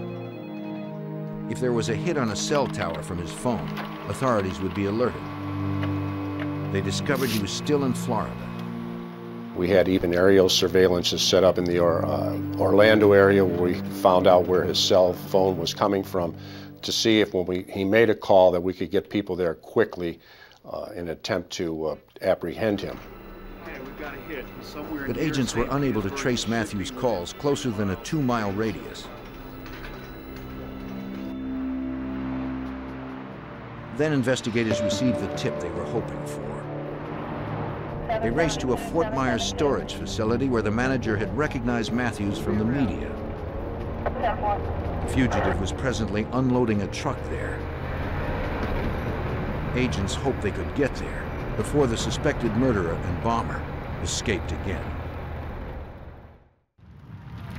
In the spring of 1990, FBI agents raced to arrest 26-year-old fugitive Jeff Matthews, suspected in 4 murders and the bombing of the Fort Myers, Florida DEA building. A team of agents responded to a call from a storage facility manager who had seen the wanted man on his property. Turn around! Face the opposite direction. Keep your hands up. Agents approached the suspect, ready to use deadly force.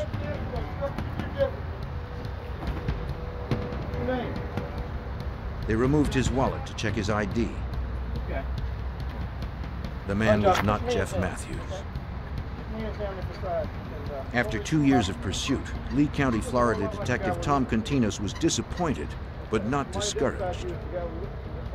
I just knew that at some point, we were going to get him. He was too active, he was too violent. What concerned me was at what cost before we got him.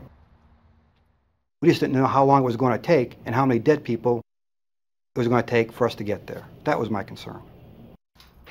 Is this where you kept the stuff? Yes, sir, it is. All right, thank you. Investigators received a tip from a realtor who claimed to have rented a house to Jeff Matthews before he was a known fugitive. They found common items, including duct tape and hardware store bags that might be linked to the bombing. Then they came across something that seemed clearly connected to Matthews' crimes. As DEA Special Agent Dennis Bolam recalls, there was a note, and the note was addressed to the Lee County Sheriff's Department. I don't know the exact verbiage that was used in it, but it's something to the effect that, "Catch me if you can." Catching me because you won't. Investigators sharpened their resolve to find him before anyone else was killed. Jeffrey. On April 9th, 1990, Matthews called his friend's tapped phone. Agents were prepared to strike if the woman could keep him on the line. All right, yeah, I can. This time he was calling from a payphone, according to FBI Special Agent Guy Notley. We were able to determine that he was in the Orlando area. Agents were sent to different quadrants where they could be within 10 or 15 minutes of different pay phones that we thought maybe Matthews was using. Field agents waited for the word as precious seconds ticked by. The woman asked him where he was, but Matthews was anxious to hang up.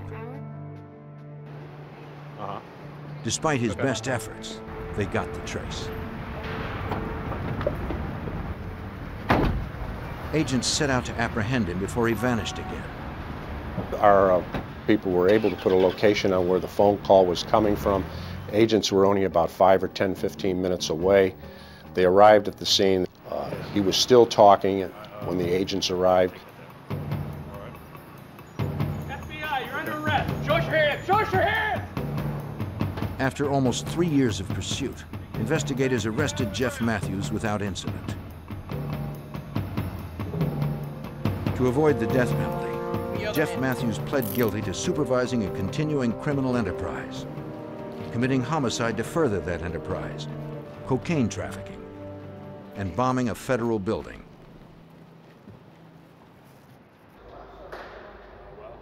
On July 31st, 1990, Matthews asked to speak to DEA and FBI agents. He said they needed to move on something right away or more innocent people would surely be killed. The convicted killer had a storage unit in Gainesville, Florida, loaded with explosives in a booby-trapped van.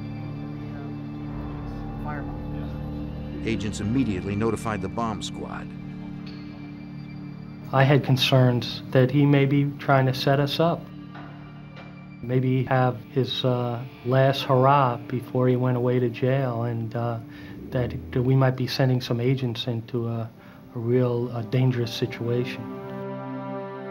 As Matthews had described, agents found a red van parked inside a storage unit rigged to explode. A bomb squad defused the devices and secured the area. With the booby trap rendered harmless, investigators quickly removed the dozen pipe bombs they found in the van. They also recovered an AR-15, a MAC-10, a MAC-11, and a .22 caliber handgun with a silencer. There was rubber masks, Halloween masks. There was police raid jackets. There was additional bombs, bomb-making equipment, manuals on how to make bombs, how to make booby traps, fuses and equipment to make bombs, including pieces of piping and timers and so forth. Matthews also told investigators where they could find the body of the contractor murdered in his pizza parlor more than 2 years earlier, though Matthews claimed that his hitman had done the actual killing. Matthews said he and the hitman had carried the body in a freezer to the house Jeff was renting and buried the victim nearby. It was the same house where investigators had found Matthews' taunting note. They located both the freezer and the body, just where the killer said they would be. For this crime, Matthews pled guilty as an accessory. Drug dealers just don't start off a business by killing people. And most of them don't kill people. But Jeff was a very violent, organized person. And that made him dangerous. And that made him even harder to catch. On October 1st, 1990, 26-year-old Jeff Matthews was sentenced to 100 years in prison without the possibility of parole. He will never again be free to terrorize the people of Fort Myers Beach, Florida.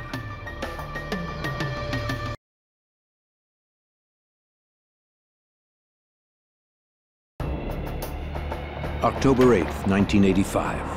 Marked the beginning of a string of brutal robberies that rocked South Florida. Two masked men used military weapons in a violent spree that threatened innocents. But no one knew who they were or where they would strike next. Before the FBI could stop them, lives would be lost, and law enforcement would be changed forever.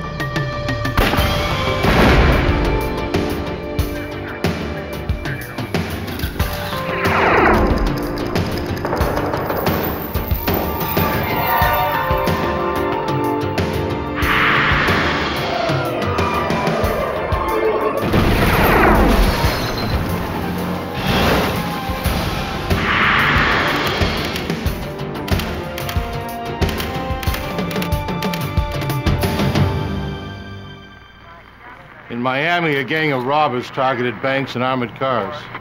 They carried assault weapons and weren't afraid to use them. They struck during the day and sometimes twice a day. For a while, they seemed unstoppable. I'm Jim Kallstrom, former head of the FBI's New York office. We knew that to stop these criminals would require stealth, ingenuity, and perhaps a little luck. No one expected to become one of the bloodiest chapters in FBI history. Miami, Florida, 1985. To FBI agents, it seemed a city under siege. Each week, there were 3 to 5 bank robberies. Kidnappings, major drug deals, and shootings were everyday occurrences. But just when it seemed things couldn't get any worse, a new breed of outlaws hit the streets and turned the Miami crime wave into a war.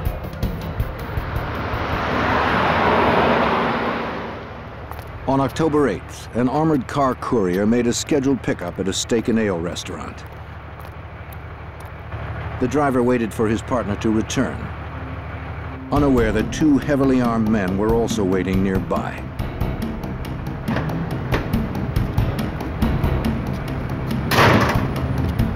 As the guard approached the rear of the truck, the gunman advanced with military-style precision. Hold it! Come out! I can't. Open the door! Tell him to open the door! Open the door! The driver refused to open his door. He drove away, following company policy.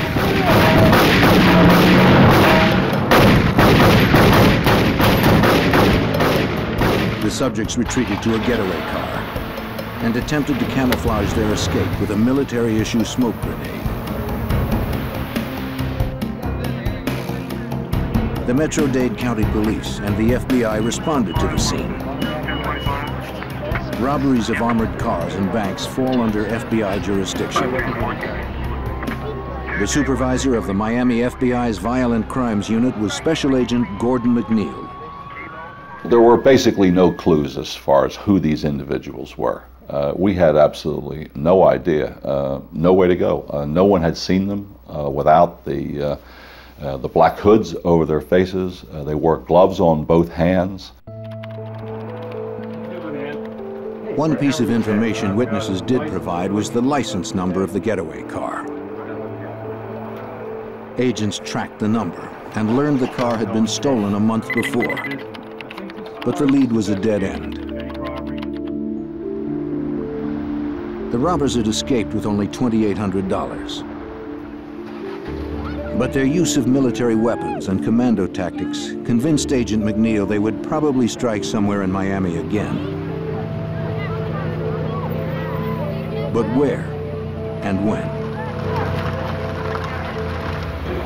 The answer came just 8 days later. At a busy supermarket on South Dixie Highway, another armored car arrived to make a scheduled pickup. A courier returned to the truck with several money bags filled with cash and receipts.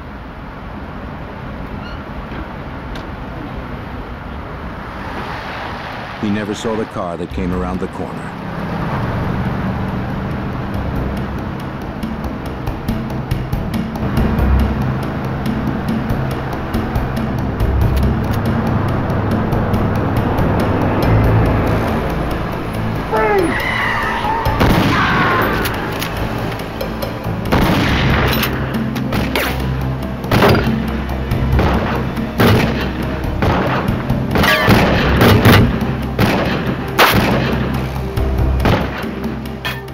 The robbers escaped empty-handed. Metro-Dade police and the FBI quickly responded to the alarm. 6 Adam 31 1097. These men were clearly not afraid to use deadly force.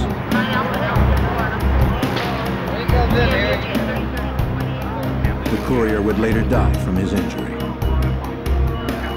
While he was taken to the hospital, agents interviewed his partner.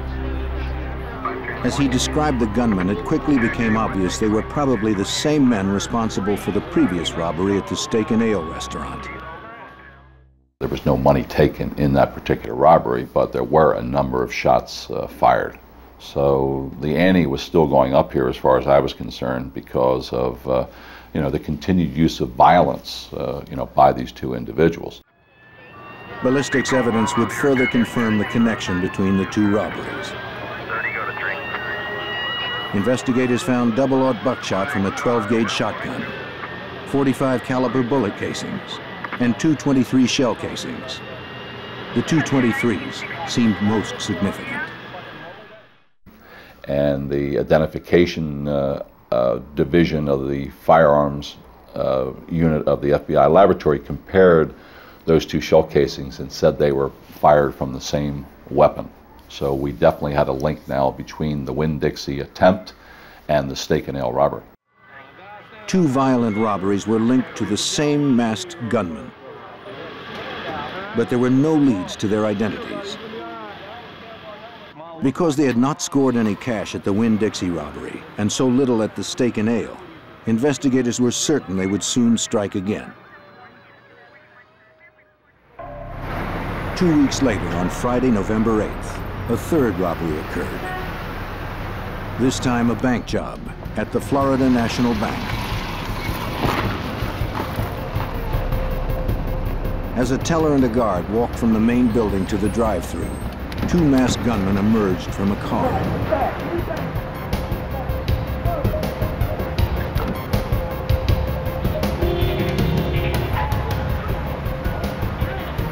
At gunpoint, they ordered the teller to open the door to the drive-thru.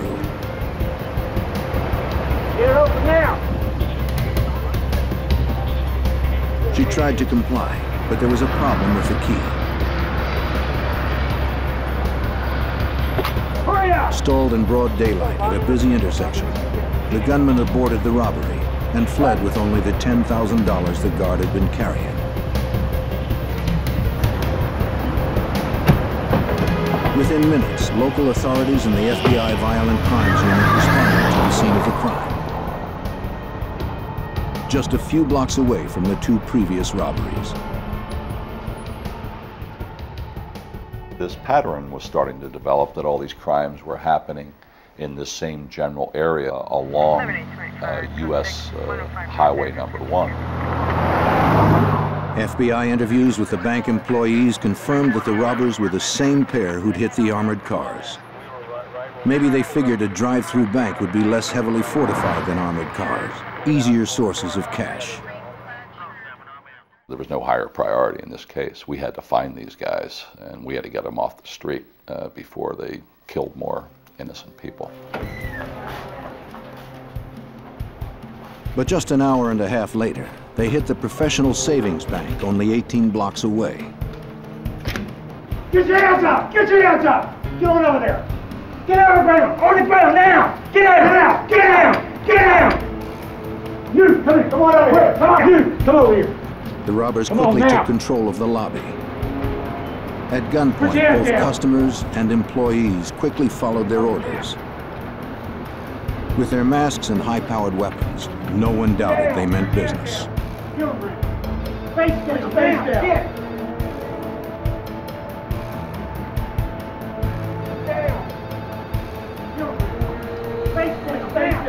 This time, they scored big.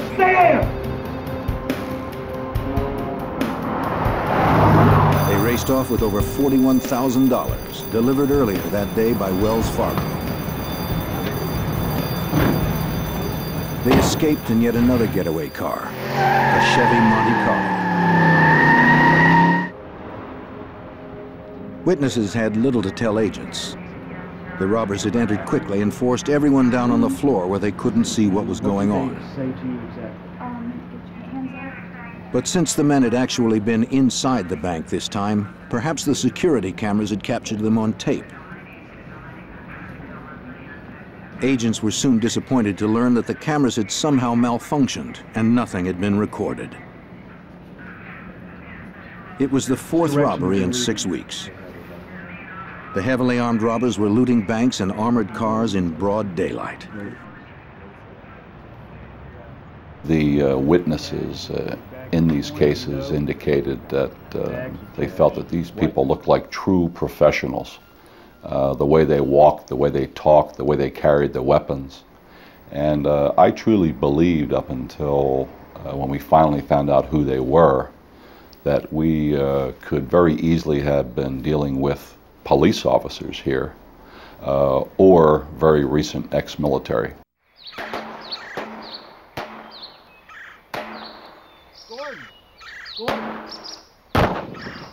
With such violent criminals on the loose, agents honed their own skills on the firing range. They worked the case relentlessly, exchanging whatever slim leads they had. But nothing panned out. 2 months went by without another robbery, and still there were no leads.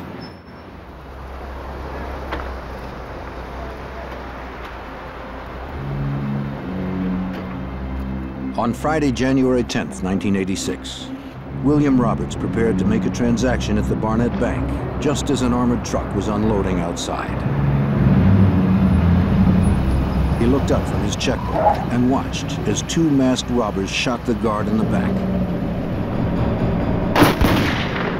As the guard lay on the ground, one of the gunmen shot him twice more.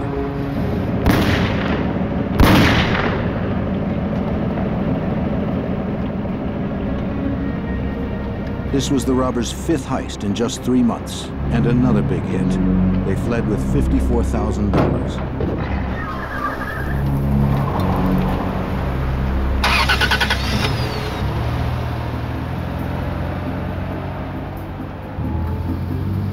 William Roberts trailed the men for blocks.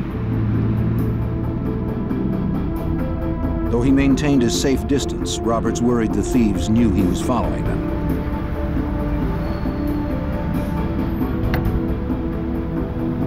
Still, he stayed on their tail and noted their license tag and car model.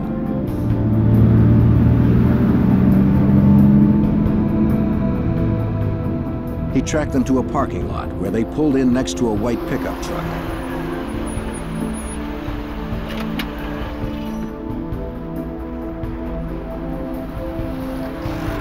Roberts parked across the street and continued to watch them.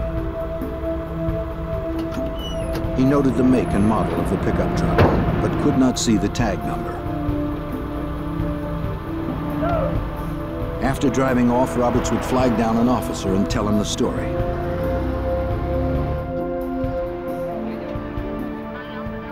The FBI responded to the scene and interviewed bank employees. They found several .223 rounds, later determined to be fired from the same weapon used in the first 2 robberies. Nearby FBI agents examined the getaway car the robbers had left behind. But William Roberts was the star witness. Thanks to Roberts, the FBI had the first big break in a 3-month string of violent robberies. A check on the license tag of the getaway car revealed the car was registered to a man named Aureliano Brielle. Agents prepared to pay him a visit. Since the car had never been reported stolen, they suspected Brielle was involved in the crimes. They dressed for safety.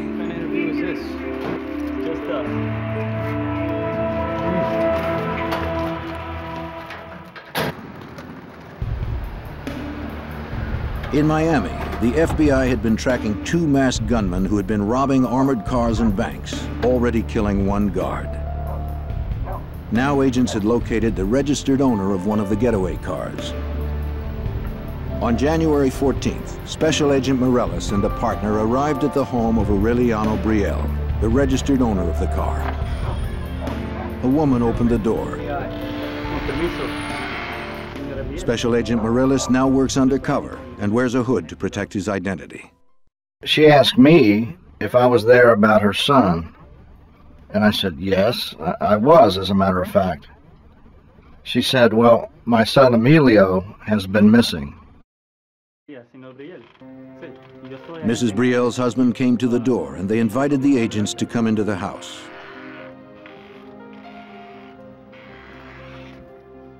Mr. Brielle explained that his son Emilio had disappeared 3 months ago with the family car, which he borrowed to go target shooting in the Everglades. The Brielles had filed a missing persons report, but heard nothing. They had hoped the agents brought news of their son. But both the Brielles and the agents would be disappointed. The FBI knew nothing of the young man's whereabouts. And as the interview progressed, Agent Morellis grew certain the Brielles knew nothing of the robberies. The conclusion at the end of the day was that the Brielle family was not involved. They were victims.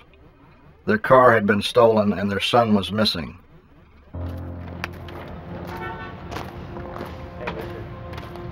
The Metro-Dade Police Department processed the Brielle's car with FBI agents observing. But evidence technicians found no fingerprints or anything else to advance the case. The next 2 months were quiet again, though the robbers remained on the loose. Agents worked other cases as they continued to mine every possible resource for clues. Then on March 14th, Special Agent Ben Grogan told a skeptical Agent Morellis about a newspaper article he believed was related to the case. Show up in the next heist. I guarantee it. That car right The there. article reported the attempted murder of a man named Jose Collazo 2 days earlier. Two men had shot Collazo multiple times. Then they had stolen his gun and his car, a black 1982 Chevy Monte Carlo. Guarantee you I'm right. Grogan swore that the vehicle would be the bank robber's next getaway car. While it seemed to some agents nothing more than a hunch, they respected Grogan. Car and disappeared. Shot him 4 times with the arm, through the face. At 53, he was a career agent with 25 years on the job, including time as a SWAT team leader. Is he still alive?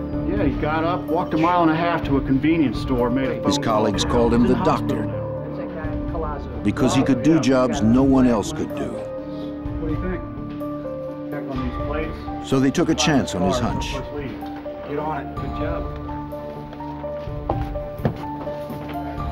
Mr. Collazo, tell me what happened. These 2 guys. Grogan and another agent visited Collazo in the hospital. They were 2 white males. 2 white males. Collazo was in rough shape, with wounds to the side of his head, his arm, and his back. But he managed to tell the story of his nightmarish afternoon in the Everglades. Collazo had gone to a recreational trail near a lake, where gun owners often practice target shooting. He was firing his .22 when 2 men drove up beside him. How you doing?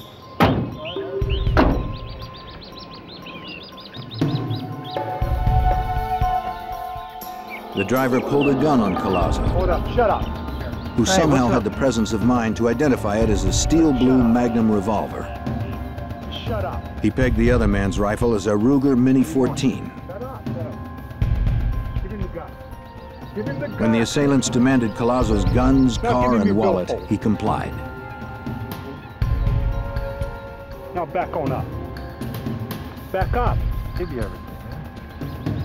Back up. Shut up. But they shot him several times anyway, Back up. at close range.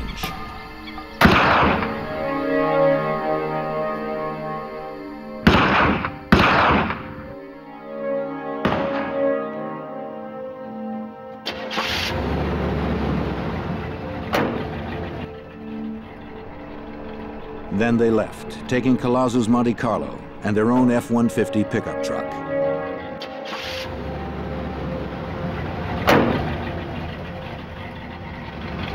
As they drove off, they believed Collazo was dead.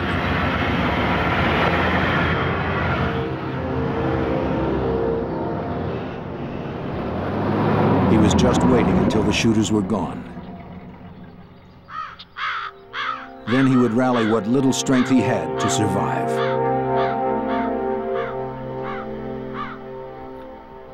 Collazo had to make a decision as to whether he would try to live or just lay down and die. And Collazo said he chose to try to live. So he picked himself up out of that lake and walked almost a mile after being shot 3 times to seek help.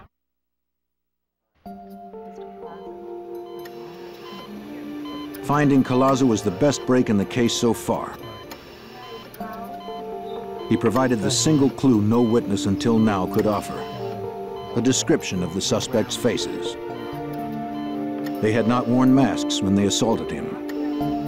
Using Collazo's description, a Dade County police artist drew composite sketches of his assailants. The drawings would be made into posters with information about the suspects and their crimes, plus the warning that both men were heavily armed and extremely dangerous.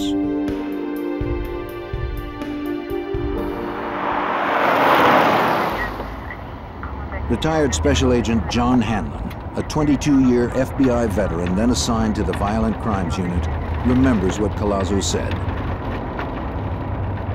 Collazo was able to give a description of the guys. He told us about the white pickup truck. He was shot in the same general area as we thought Emilio Brielle had disappeared. In the coming days, agents stepped up their efforts. They conducted a grid search of the streets crossing South Dixie Highway in the vicinity of the bank robberies. I got the agents together. After I told them what I had on my mind, they looked at me like I was crazy. But I said, I want you to go down between 88th Street on South Dixie Highway and 185th Street and come up with any license numbers on white Ford F-150 pickup trucks. Something just told me in my gut that perhaps, who knows, we're trying to make our own luck. What is it, $1 million to 1, 10 million to 1? I don't know. But they came back with the license numbers of 10 white Ford F-150 pickup trucks. Computerized checks of the license numbers would reveal the owners' names. Agents would then request driver's license photos from the Department of Motor Vehicles. Perhaps if Collazo saw the photos, he could identify the truck's owner. But in 1986, technology was slow, and before the photos came back from the DMV, the robbers struck again. On Wednesday, March 19th, just 1 week after Collazo's assault. Get your hands up! Get your hands up! Turn around! Get out! Get out! Get down! On the floor! Both of them! Come on out! Get out! The thieves hit another bank on South Dixie Highway. Back up! Get out! Come on! Get out! Give me the bag! Give me the bag! It was their 6th hit in 5 months. Give me the money! Get out! Put your face down! Be quiet! One kept the terrified customers at bay. The other looted money from a teller. Stand, everybody! Go, move! Don't look up! The men escaped with over $8,000 in cash.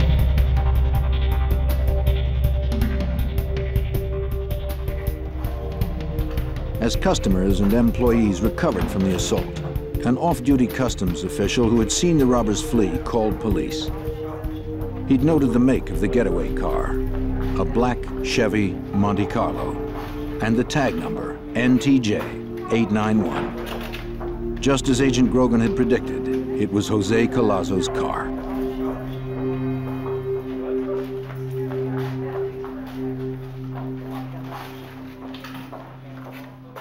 They didn't even change the tag. And we're not really sure whether they were, well, we're pretty sure they weren't that stupid, but we speculate that in their minds, you know, they were these hard men. And we think that they were probably just saying, hey, in your face, police, you know, come and get us if you can. Investigators learned little of value from witnesses.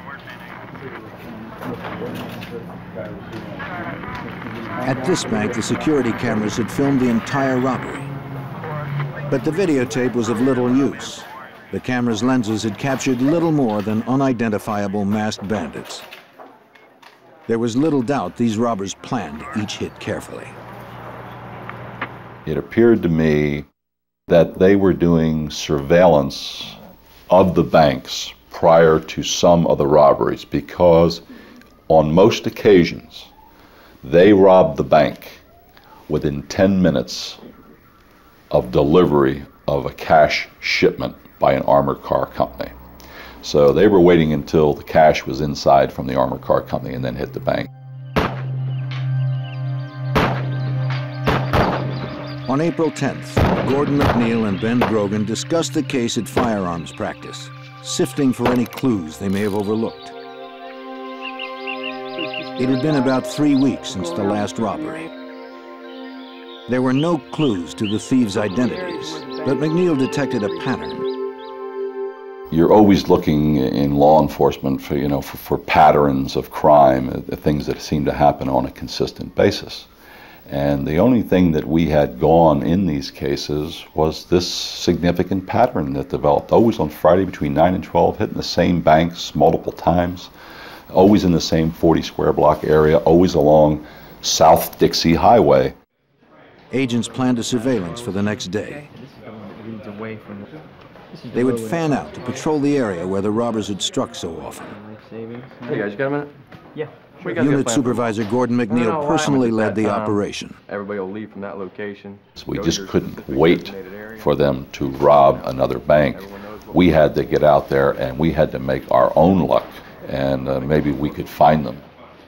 Start watching for the vehicle. If you come across Agent Hanlon remembers what happened next. Put it into play. Hopefully it'll work out. Eddie Morales walked over and said, "Hey, let's go down there." And I thought, well, what the heck, So as a whim, I mean, there was no pressure to go or anything of that kind. I mean, I certainly had enough to do, and I liked Eddie, and I figured, well, we'll go on down there, we'll ride down, and rather cavalierly, and spend some good times with Ed, and we'll take it from there.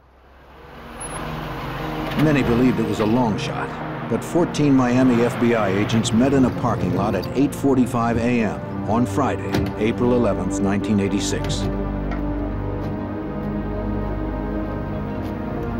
They would surveil a 53-block grid along South Dixie Highway, where 2 commando-style gunmen had pulled off 3 bank robberies and 3 armored car heists in 6 months.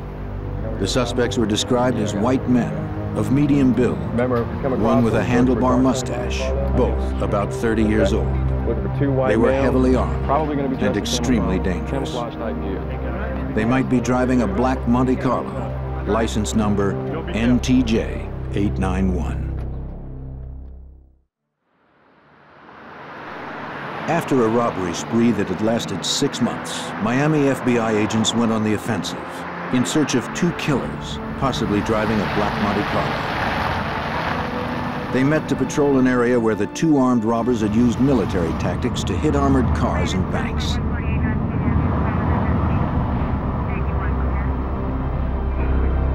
All would be stationed along the major thoroughfare of South Dixie Highway.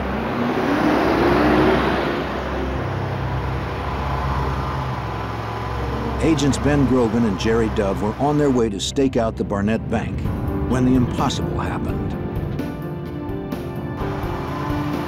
A car that fit the description of the suspect's vehicle pulled directly in front of them.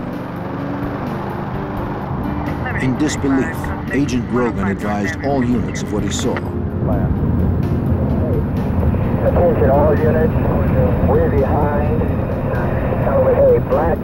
Gordon McNeil remembers the call. Grogan was not an emotional person. Nothing could get Grogan excited, and I still remember his voice. He said, "We are behind a black Chevrolet Monte Carlo, Dade, Florida tag, NTJ 891. He said, "That's the tag, isn't it, Gordo?" I mean, he was just incredulous. Agents Morales and Hanlon were stationed at the Professional Savings Bank when they heard Grogan's call. They began to search for their colleagues. Hanlon was driving, with Morales working the radio. Hanlon tried to get a gauge on Grogan and Dove's location. And I remember saying to Eddie, call Ben, tell him to start calling the cross streets so we'll know how close we're getting. Before Eddie had a chance to go on the air, Ben starts calling off the cross streets, and we're hitting those cross streets, you know, one after another, so we were real close to them. After proceeding south for several blocks, Hanlon and Morales closed in behind them. The robbers soon suspected they were being followed. Whether they knew their pursuers were FBI or not, the suspects wanted to lose them. They took a right turn on 117th Street into a residential neighborhood, quiet at this time of day.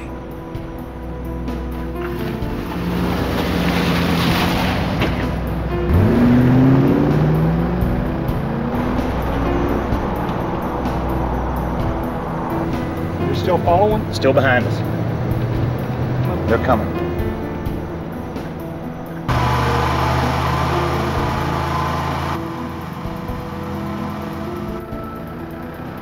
They turned right again, trying to lose the tail.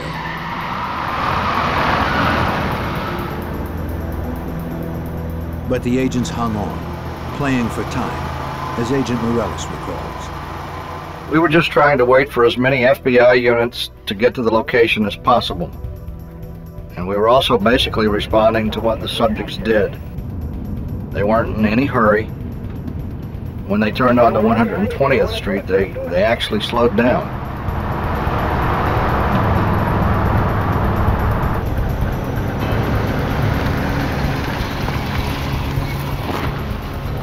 The caravan continued on, with the agents always concerned about endangering innocent bystanders.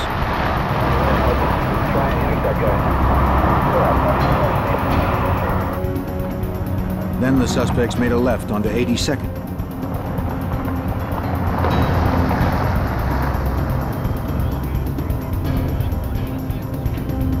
It appeared they were heading back to the busy highway, where civilians would be at risk should a confrontation turn violent.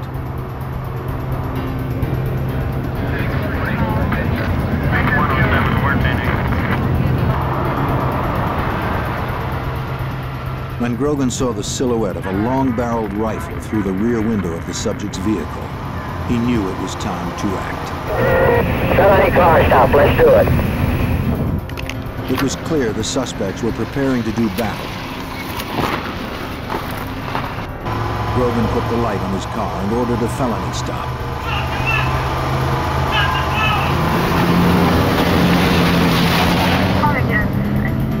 Grogan pulled alongside the suspect's car and ordered them to stop. The suspects ignored the order, and Grogan pulled ahead of them, blocking their escape.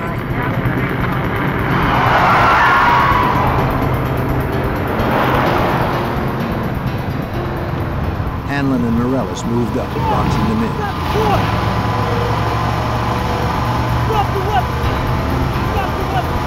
The sight made an indelible impression on veteran agent John Hanlon. And I'll never forget the man's face. I mean, I could pick him out today. I mean, he looked like your basic Western bad man. He looked very, very determined.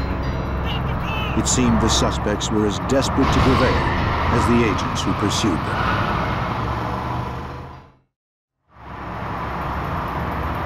Two heavily armed fugitives had ignored FBI orders to stop their vehicle. Special agents now tried to force them to comply.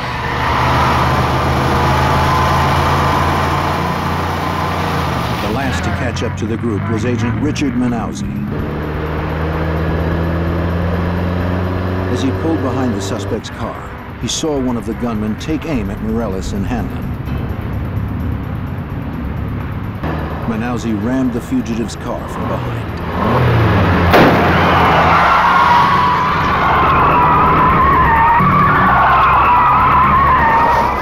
They swung into a U-turn, and then Manaussi was able to hit him again and knocked him over into this parking area up against some cars over there.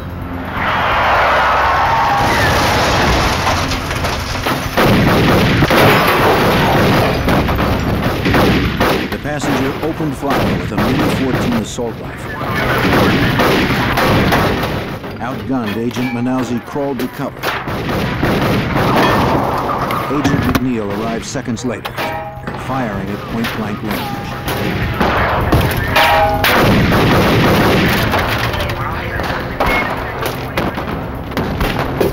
They were surrounded by FBI. Their vehicle could not move, but they had superior firepower.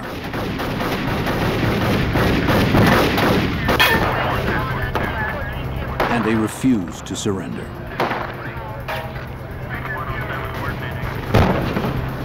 The driver fired a shotgun blast at Grogan. McNeil hit the driver in the neck.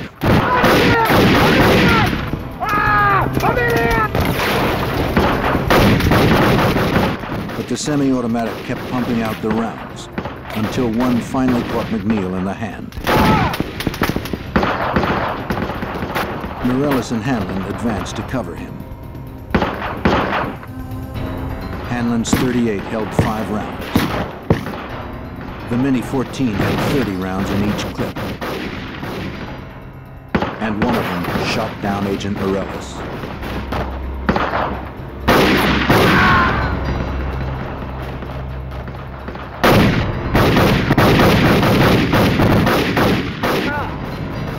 It was all one continuous recollection.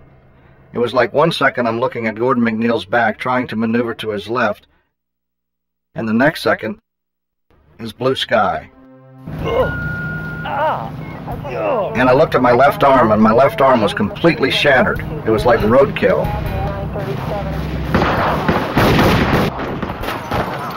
His partner was down, but the shooter kept on firing.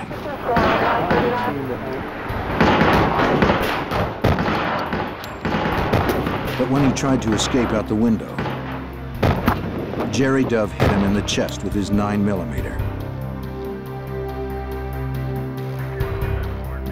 But to Dove's horror, the man shot McNeil in the neck. I couldn't move my upper body, I couldn't move my arm, and I couldn't move my legs. So I assumed that I was totally paralyzed at that particular point. I couldn't move. 2 more FBI agents arrived and joined the gunfight.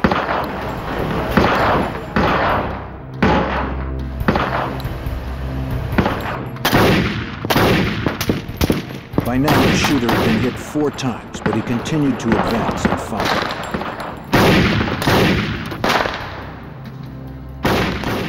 He just made up his mind that he was going down, he was going out, and he was going to take as many of us with him as he possibly could. The agents knew they were outgunned, firing 6 shooters against the suspect's 30-round semi-automatic assault weapons.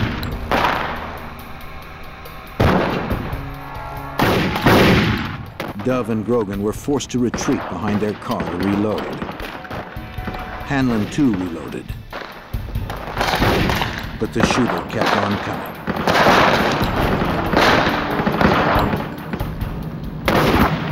And one went right through my knuckles on my right hand and through the knuckle in my thumb.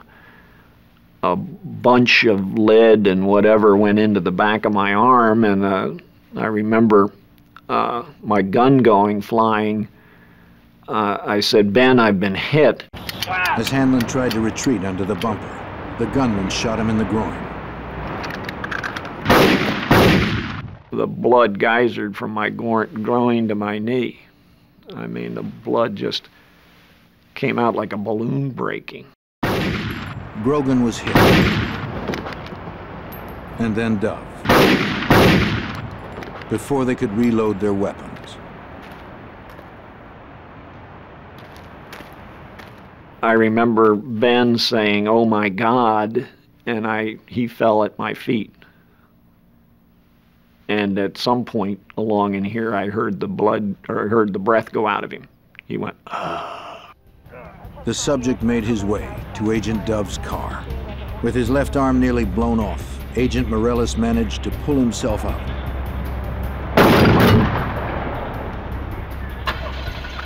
The shooter was trying to flee, and Morellis had to stop him.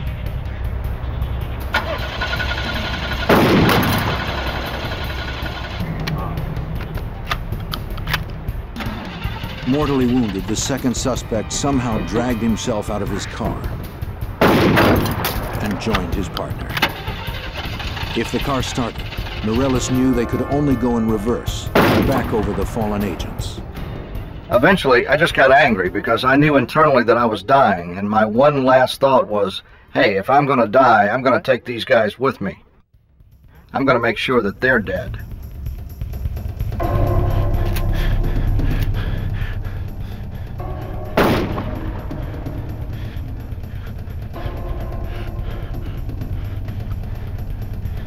With his shotgun empty, Morellis changed to his revolver and staggered forward, firing at the subjects.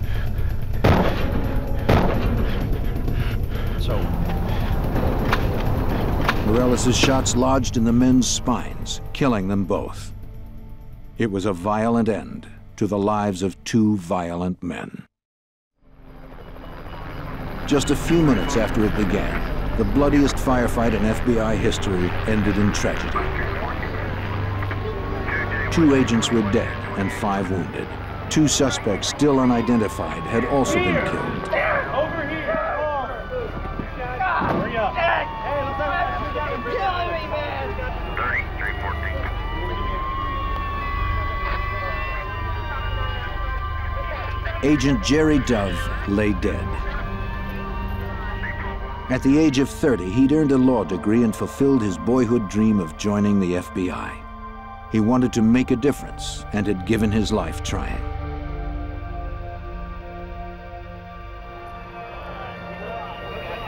His partner, Ben Grogan, had also perished in the firefight.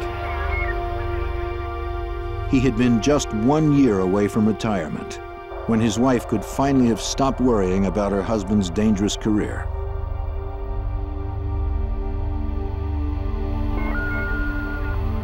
Crime scene technicians arrived at the site. Metro-Dade County Homicide Bureau Sergeant David Rivers was also there. Rivers had the Herculean task of reconstructing 5 minutes of living terror. That would take weeks. Well, we have to find out what happened. And you do that in various ways. You obviously speak to the agents that were involved, and they can tell you what each one of them did individually. And then part of that is to take those different statements as to what they did individually and match it up with the physical evidence. The wounds on the body, the bullet holes in the cars, where the guns are located, where the cars are located, and to reconstruct it to make sure everything's exactly interpreted properly. Technicians recovered 143 bullets fired from the fugitives' weapons. Questions that had plagued agents for so long were finally being answered. The Ruger Mini 14 rifle used to kill agents Grogan and Dove would match the .223 bullets found at some of the armored car and bank robbery scenes. In fact, the FBI crime lab could now forensically link the killers with several of the earlier heists. And from fingerprints, the agents soon identified the subjects as 32-year-old Michael Lee Platt and 34-year-old William Russell Maddox. But one question remained. What kind of men had wreaked this destruction, and why? Agents could not have been more surprised by what they learned from the killer's friends and neighbors. Instead of outlaws living on the edge, prepared for the ultimate confrontation, Platt and Maddox were known as quiet, family men. Photos showed their families relaxing together. Platt had a wife and 3 children. Maddox was a single dad. They were partners in a landscaping business. But further investigation gave up the lie of their double life. Inside a shed, agents found guns and ammunition. including the 22 Maddox and Platt had stolen from Jose Collazo when they tried to kill him in the Everglades. Agents would also uncover evidence of a bizarre murder pact in which the men may have killed each other's previous wives. No one had been charged in the two cases, but now they would be reopened. Within days, agents would confirm that Maddox and Platt had killed 25-year-old Emilio Brielle in the Everglades. A hiker found Brielle's skeletal remains in the Everglades, not far from where Collazo had been assaulted. Then another tragic footnote surfaced. Hey, how did that interview go for you earlier today? Special Agent Steve Warner received a package from the Florida Department of Motor Vehicles. In it was a copy of William Russell Maddox's driver's license. He was the owner of one of the white Ford F-150 pickup trucks agents had located a few weeks before. But there had been a delay in sending the licenses. If they had arrived April 11th or prior to that, Collazo would have been able to positively identify Maddox, and we probably would have been able to arrest Maddox, and also Platt, and 2 FBI agents wouldn't have been killed. But that's not the way the luck worked out in this particular case. The FBI investigation revealed that both of the killers had served in the military. Platt had been a Ranger, a member of the Army's elite 1st Strike Force, which explained the pair's commando tactics, fundamentally different than training received by law enforcement. We don't have an acceptable body count in civilian law enforcement. We're taught one way, and that's defensive type shooting. You take cover, you do not take casualties. And then you look at the way Platt reacted that day. He reacted in a military fashion. He had the heavier weapon. He had the Mini 14 with a 30-round capacity. His back was basically against the wall. He had no place to go, so he advanced forward on our position, laying down suppression fire, and ambushed Grogan and Dove, who were behind the car. As agents finally put the pieces together, a frightening portrait emerged of 2 formidable adversaries.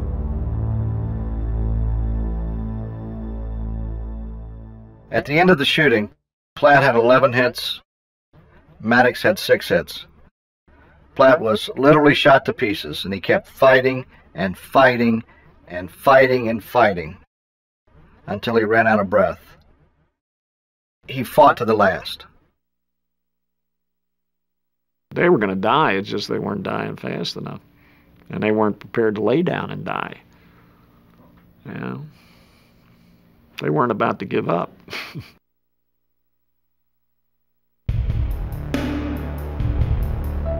Out of this tragedy came some positive changes that have improved the safety of all in the law enforcement community.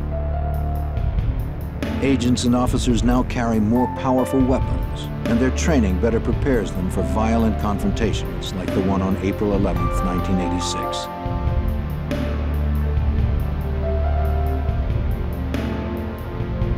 As hundreds mourn the deaths of 2 dedicated and selfless FBI agents, those in law enforcement have looked for meaning in the tragic events of that April morning.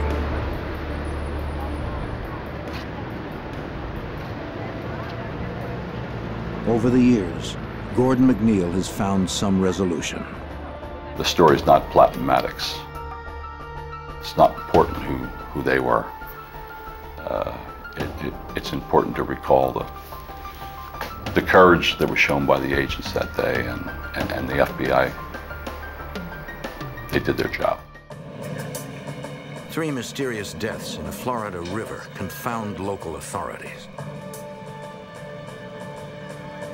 The preliminary investigation reveals little. But when police and the FBI find a sinister link to international drug smuggling, they uncover a conspiracy of unbridled greed and ruthless violence.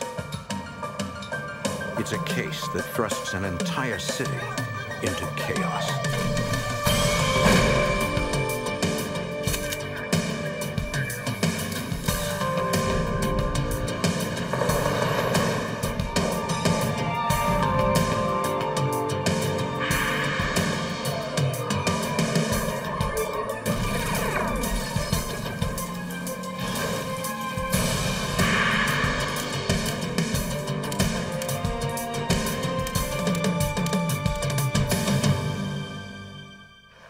the 1980s, thousands of violent criminals flooded into America from Cuba and Colombia. Drugs hit South Florida, and the area, bloated with illicit wealth, became a violent powder keg. I'm Jim Kallstrom, former head of the FBI's New York office. In the bloody Miami drug wars, the winners got rich, the losers buried, and everyone was a target. Colombia, South America. Until the 1970s, life was simple but hard. Then, a failed economy gave way to a sharp rise in drug trafficking. The drug trade caused stiff competition that literally began to rip the country apart. Ruthless Colombian drug lords began consolidating their businesses into partnerships known as cartels. Death came to anyone who got in their way. As the cartel's influence grew, so did the American appetite for illicit drugs. And Miami became the prime point of entry for most of the cocaine smuggled into the country. And with it came bloodshed. Colombian assassins were sent to Miami to wipe out the local competition. The homicide rate grew to more than triple the national average for large cities. Miami was named the murder capital of the U.S.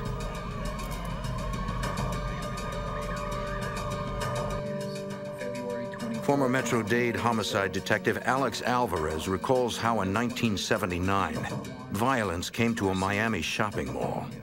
His date of birth is several drug traffickers bought out a step van, lined it with bulletproof vests and portholes, and did a drug hit in the parking lot and sprayed it with, hundreds and hundreds and hundreds of rounds in the parking lot, trying to kill their intended target. 2 known drug traffickers were killed, and several innocent bystanders were wounded. There were also incidents of high-speed pursuits on the expressway between 2 drug dealers that were just shooting it out on the expressway during rush hour traffic. And numerous people were being injured and killed. It was like the wild, wild west, so there was a need to try to curb and stop these drug traffickers who seemed to be out of control. A special squad was formed to deal with the violence. Central Tactical Unit, or CENTAC 26, was headquartered at the Metro-Dade Police Department. Sergeant George Placencia was a detective assigned to the unit, the first of its kind in Miami. It was a 26th one in the nation. The purpose of forming that task force was that we would go out and monitor all the homicides in Dade County and pick and choose the ones that we thought involved major drug traffickers and attempt to work that angle, the homicide angle, and dismantle the organization. By the mid-1980s, constant pressure from law enforcement slowly changed the way drug traffickers were doing business in Miami. They got a little bit more sophisticated. They still did the murders, but not the shootouts in public. Drug traffickers went deep underground, organizing cells that excluded all but family and close friends.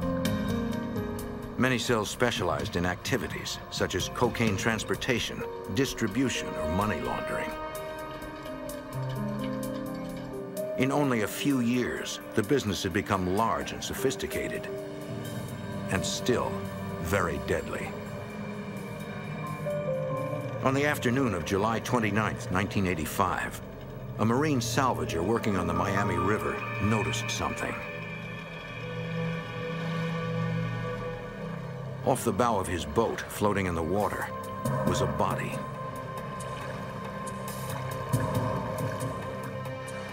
By the time Metro-Dade County Police responded, dock workers had pulled 2 more bodies from the river. The coroner examined the deceased for any signs of trauma or gunshot wounds. He found none. It appeared that the 3 had drowned. On the bodies, officers found beepers, Rolex watches, and plenty of cash. 2 were armed. Essentially, they were all carrying the tools of a drug smuggler. Metro-Dade police called Syntac 26. Sergeant Placencia investigated. Yeah, hold on, let me write this down. How many people you got over there? We started doing area cams to see if anybody had seen anything suspicious or had seen these individuals prior to them meeting their demise, and that proved to be, you know, not so fruitful at all. Nobody had seen anything. The 3 victims were identified as local Cuban Americans. 2 had minor police records. The official cause of death was drowning, but there was no indication how they ended up in the water or why. Detective Alex Alvarez searched for a lead in the case. We began running records checks and contacting the Drug Enforcement Administration to see if these people were known drug traffickers. Agents at the DEA did not know the men, but they did have a source that could help. Right. What's the address? They had an informant, and that informant knew the son of one of the dead people that were fished out of the Miami rivers, and it was definitely drug-related. And he was going to put us into contact with the son. That afternoon, investigators paid a visit to the son. You know why we're here. He was willing to tell what he knew, hoping that the mystery of his father's death could be solved. Can you tell us what you know and how you found out about it? Well, I know it's a really big business. It brings in thousands. He told us that his father was one of the biggest drug smugglers in South Florida. He brought in thousands and thousands and thousands of pounds of cocaine. Well, I know last Saturday he said his father's crew used run-down steel-hulled vessels to smuggle drugs into the country, since the old boats aroused less suspicion than big yachts. He also detailed how the smugglers built false bulkheads into the boats, concealing hidden compartments filled with hundreds and sometimes thousands of pounds of cocaine. When Customs searched these boats, their only hope of finding drugs would be to use a welding torch. See, the smugglers are smart. They know that there's no way that Customs and the open ocean is going to put a torch to a boat, because if they're wrong, they'll sink the boat. Now safely past Customs, the smugglers would continue to move their enormous cargo up the Miami River. They would park at a marina and then let it sit there for 2 or 3 days to make sure there's no surveillance. And on the 2nd, 3rd, or 4th day, when they were convinced there was no surveillance, they'd come at the middle of the night, unload the drugs into vans, and ship them off to different locations within South Florida. The son said he had been visited by 2 of his father's friends who were on board the ship the night his father drowned. They told him that the boat was raided by a group of gunmen dressed as cops. So that's where your father was going that night. The raiders threw the 6-man crew overboard and then stole about 450 kilos of cocaine. Each kilo at that time was worth approximately $60,000. So the net retail value of this load was approximately $27 million. Now that's not the street value. The street value is probably 2-3 times that. The son provided the names of all 3 men who survived, but said he didn't know how to contact them.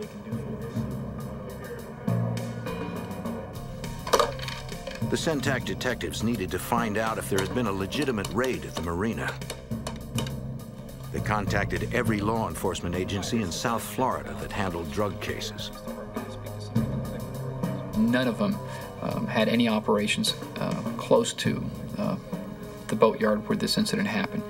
So at that time, when I canceled out that this was a legitimate raid, my next focus was, well, these people must have been phony cops, people impersonating police officers, because there was a trend at that time for people to dress up as police officers and raid drug dealers' homes and steal their cash and steal their drugs. To check the victim's son's story, investigators went to the marina where the raid took place. They interviewed the security guard who had been on duty that night.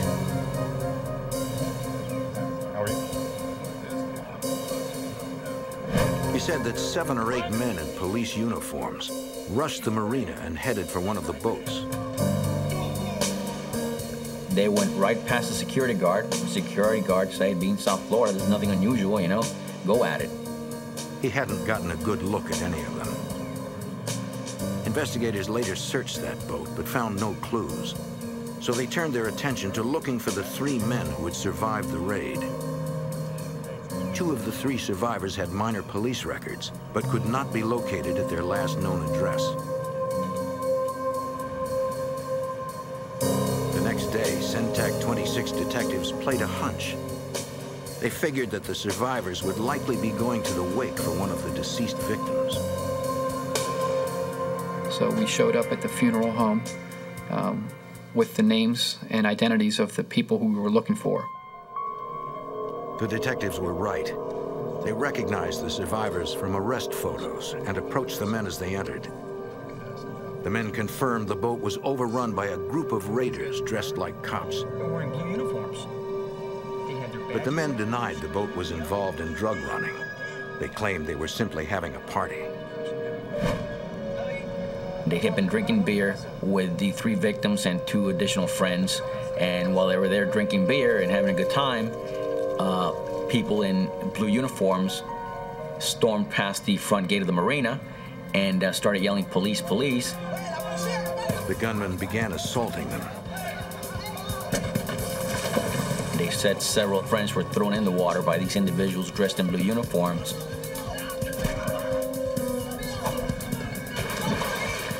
Within minutes, all 6 men were overboard in the Miami River. But only 3 swam to safety. The investigation had now become a triple homicide. The CENTAC 26 detectives were convinced the raid was yet another instance of fake cops ripping off drug dealers. But again, the survivors denied that drugs were on the boat and insisted they did not know why the men attacked them. They said they didn't see any badge numbers or police cars, couldn't even tell which department the uniforms were from. With no detailed information from the 2 witnesses, the investigators were left without any significant leads.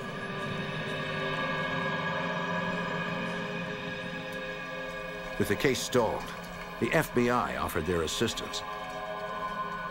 Special Agent Robert Martin. At about the same time that the homicide investigation began regarding the 3 bodies found in the Miami River, an FBI cooperating witness provided some information to us regarding a group of police officers who were involved in some rip-offs. And he identified who those guys were, at least several of them, knew who some of them were, and had conversations with them. Detective Alvarez got an unexpected call from an agent in counterintelligence. He says he needs to meet with us, that he has motive and possible information about our case. He put 2 and 2 together, so maybe this is related to this information that I'm getting through my informant, Armando Un. Now we can narrow down. Armando Un, the FBI agent said, was a well-connected nightclub worker that knew about a group of crooked cops who were ripping off drug dealers along the Miami River.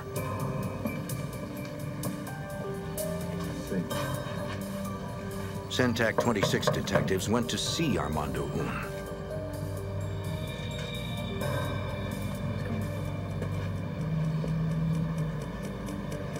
But he did not want to see them. The interview went nowhere.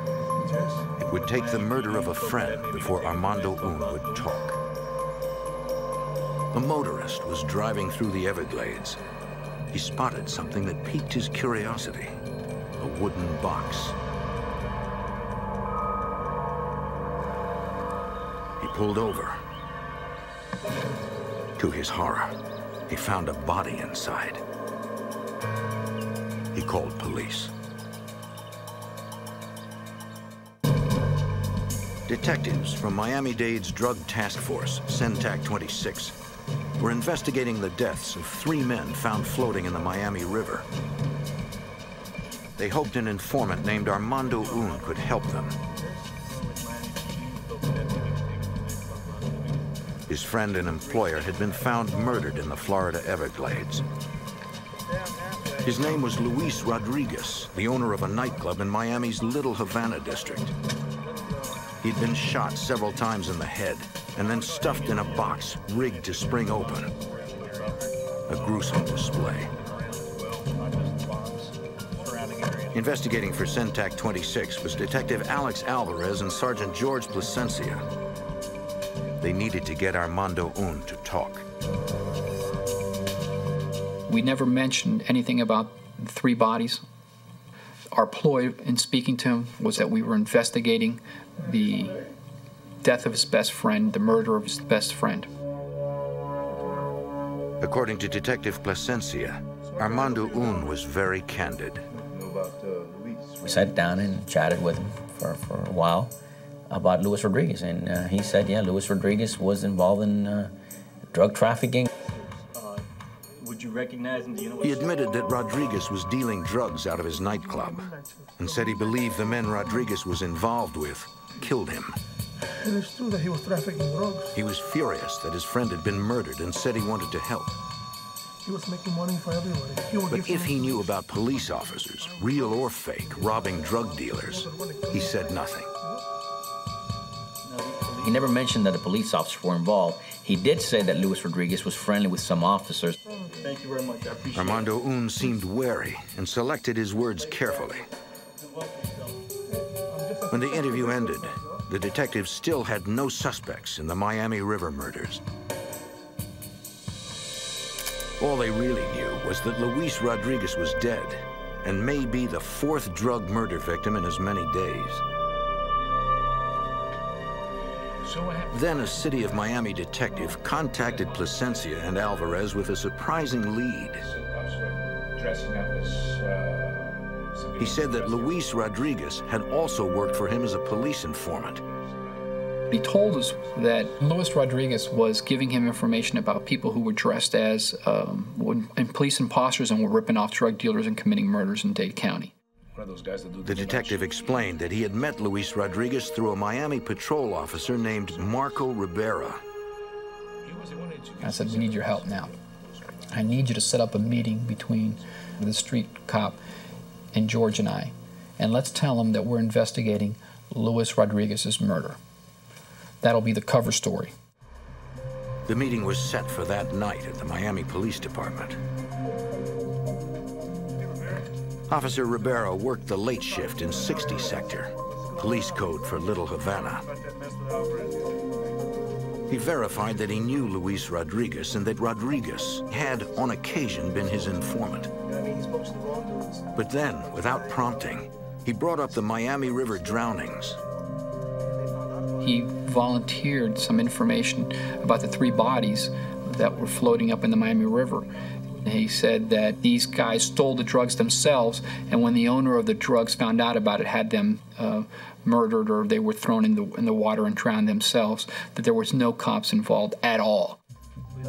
His denial that officers were involved, which no one had mentioned, seemed too forceful. The Centac 26 detectives tested him. We asked this patrolman to repeat his story at the conclusion of our meeting, and we detected that the story didn't fit the first story that he had told us. There was something wrong there. Rivera claimed a street source told him about the raid, so the detectives asked to speak directly with the source. Yeah, I guess so. You know, just give me a call tomorrow. I'll try to contact him, and if I can't get in contact with him for any reason, I'll let you guys know. For the Centac investigators, the case had taken a dramatic turn. This officer, sworn to uphold the law, seemed to be hiding something. The following day, Officer Marco Rivera introduced the detectives to the source who allegedly had information about the Miami River murders. I don't know if I should even be talking to these guys. I don't even know, bro. Rivera claimed his source could verify that drug trafficking Colombians had carried out the raid, not Miami cops. Hey, listen on, man. Hey, listen, we understand that. But as the source spoke, he had a hard time remembering details of his story. Officer Rivera had to help him remember, according to Detective Alvarez. The officer keeps having to correct him. No, it happened like this, and tell him about this, and he's filling in the blanks for this guy who's obviously been coached and cued on what to say. So we knew at that point, obviously, he was covering something up. Officer Rivera's cover-up meant the detectives were faced with an even more serious problem.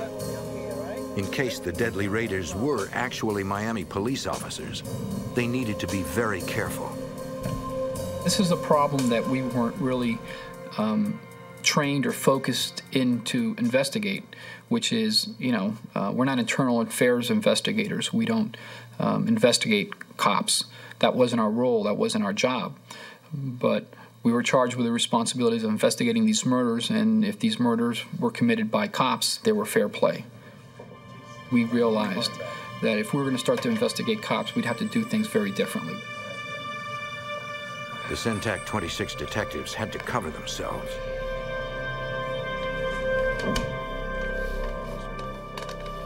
They asked the police chief to hold their personnel files as a precaution against internal leaks. We did a lot of things to protect our identity and our family's identity. We took everything that we had in our names and took them out of our names so they couldn't trace where we lived and who we were. We're investigating. They're going to find out who we are. So right away, we built a wall between them and us. Once they felt safe, Centac detectives began investigating the officers working the night shift in 60 Sector, Little Havana, Officer Marco Rivera's beat. Sounds good. Okay. With the chief's permission, Miami PD's internal affairs gave Centac 26 the personnel records for the officers in question. Well, the City of Miami Internal Affairs Unit was very concerned. They were very cooperative. The names that we provided to them, they started looking into and giving us the backgrounds that they had on these individuals. The investigators focused on a close-knit group of 8 officers, all relatively recent hires who joined the force at a time when Miami was in crisis. In the spring of 1980, Cuban President Fidel Castro had announced he would allow thousands of political refugees to seek asylum in foreign countries. The U.S. agreed to accept 3,500. Then, unexpectedly, Castro announced that for the first time in years, he would also allow American boats to enter Mariel Harbor. The result was what became known as the Mariel Boat Lift. More than 120,000 Cuban refugees flooded into South Florida, which overwhelmed Miami's ability to handle them. Most were hard-working immigrants looking for a chance at the American dream. Most, but not all. 10% of them was estimated were criminals that were dumped out of the prison system of Fidel Castro. So there was a spike in the crime wave in Miami-Dade County. To stem the rising crime rate, the city had to hire over 400 new cadets in 3 years. Instead of hiring the best candidate, they hired anybody who was just marginally acceptable. They just couldn't find enough quality candidates, and they went for quantity as opposed to quality. Centac 26 began surveillance, watching as the officers in question hung out together after hours, enjoying lifestyles far beyond the means of honest police officers. Marco Rivera was the suspected ringleader. Armando Garcia had recently become part owner of a bodybuilding gym. Osvaldo Coelho had just retired from the force. He was 30 years old, driving a $100,000 Lotus. It was easy to track their lavish spending. One officer bought a home and built this pool, and he paid the developer cash. Showed up with a bag full of cash and gave it to him here for the purchase of my home. Still, the detectives had little solid evidence. Yeah, I'm in front of the restaurant. I don't see any marked units over here. Well, our boy is definitely over here having coffee with some friends outside, but I don't see any units. They needed first-hand information, and they needed it soon. If these officers had already left at least 3 people dead, the detectives feared there could easily be more. 4 people had been murdered in Miami over a $27 million drug deal gone bad. With so much money involved, the dividing line between the criminals and the cops blurred. The FBI offered their assistance to local law enforcement. Special Agent Robert Martin. We began an investigation which became a joint investigation into whether there was some police corruption in the city of Miami. Drug Task Force detectives with CENTAC 26 had narrowed their investigation to a suspected group of corrupt Miami police officers. But the detectives needed inside information if they had any chance of cracking the case.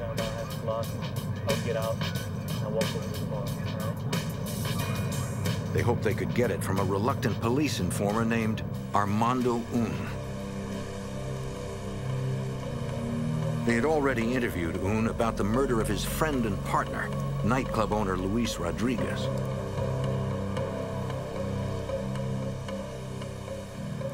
He seemed wary, perhaps afraid they too were dirty cops.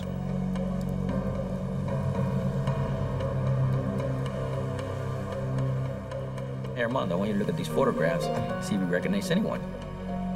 Detective George Placencia tried to win his trust by showing photos of their surveillance of the suspect officers. And he started looking through the photos, and he just paused. He dropped the photographs and shook her hand, and he says, "You guys are doing a good job. Let's sit down and talk." But unfortunately, these things go wrong. Un came down to CENTAC 26, where he told Detective Alex Alvarez he figured he had nothing to lose. He was scared. He thought, well, if I stick it out with the crooked cops, they were the ones that probably killed my partner. And he said, well, if they killed him, the next person to go is me. In a marathon debriefing, he explained the origins of the rogue officers and their criminal enterprise. He said his friend and employer, nightclub owner Luis Rodriguez, had grown tired of the officers coming into his bar and shaking down his patrons for small amounts of drugs. He wanted to make sure that his customers weren't bothered. So he first started paying the cops off not to come. And you could maybe get a couple of gram arrests. But soon he devised another plan that could make everyone some money. You know, sometimes these things happen. It's just the nature of the business. According to Un, Luis Rodriguez said to the officers, hey, you know what? Instead of arresting these people that are coming over here with petty drugs, why don't I set up deals, you know, maybe multi-kilo deals, more drugs involved, and when these people come over, I'll give you a description of their car, where they're coming from. You can stop them, steal their cocaine, bring it to me, I'll sell it, I'll give you a share. The officers agreed.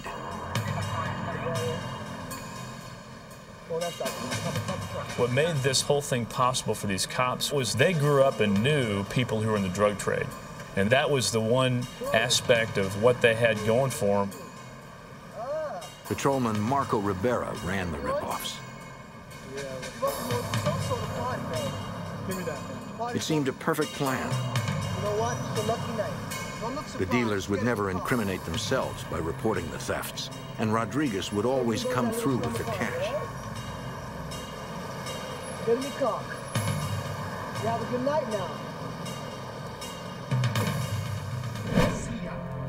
Un said the operation grew quickly, with more and more cops becoming involved.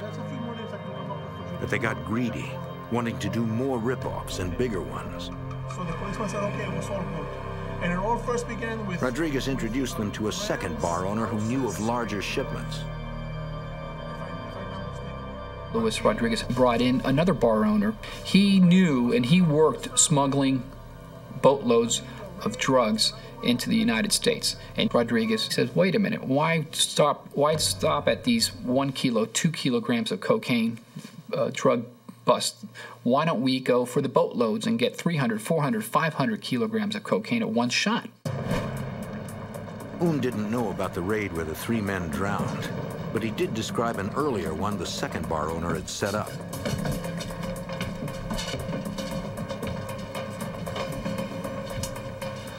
A group of Miami officers had slipped aboard a boat at another marina, thinking the crew had left for the night. Clear.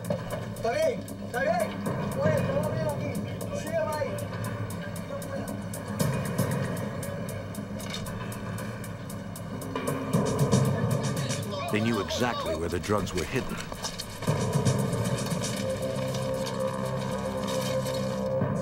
But during the unloading, they noticed the air conditioning was on.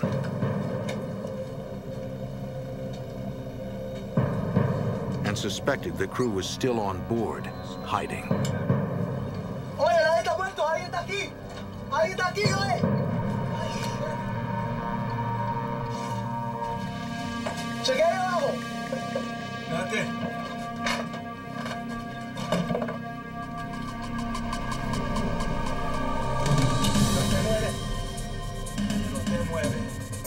The crewmen surrendered.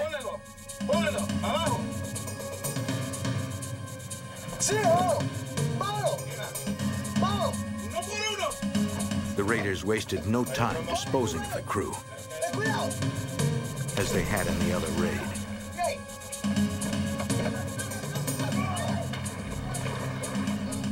This time, no one drowned. All the men swam safely to shore. The cops finished up, then drove off with about 200 kilos of cocaine,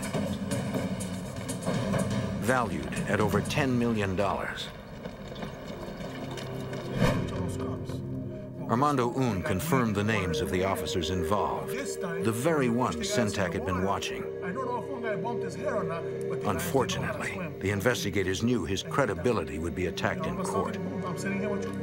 Jury's not going to believe Armando Un, a self-proclaimed admitted drug trafficker, over, half a dozen or a dozen respected police officers.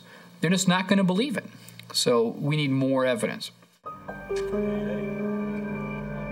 What they needed was a confession on tape from the very cops they were investigating. They brought in the local bar owner from the drug raids and explained the evidence they had implicating him in the rip-offs.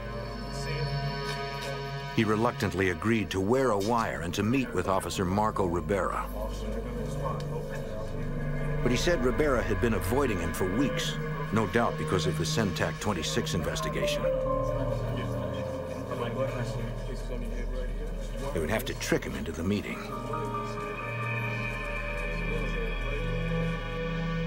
Investigators hoped the results would be worth the risk.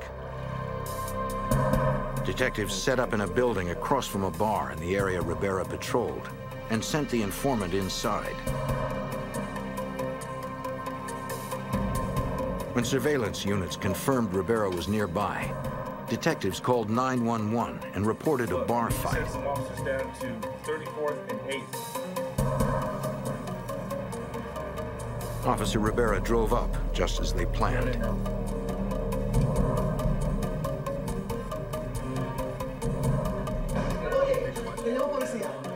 Rivera entered, looking for the alleged fight, but everything was quiet. The informant made his move. He told the officer he had been subpoenaed by the U.S. Attorney's Office and wanted to know what to say. Rivera took the bait, but he didn't want to talk in front of witnesses.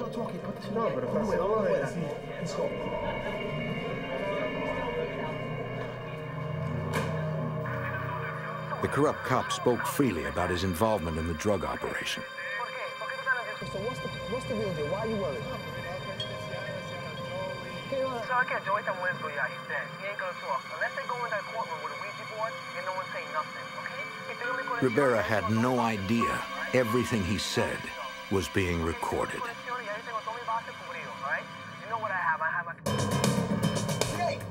In Miami, investigators pursued a group of rogue police officers suspected of ripping off drug dealers and killing at least 3 of them.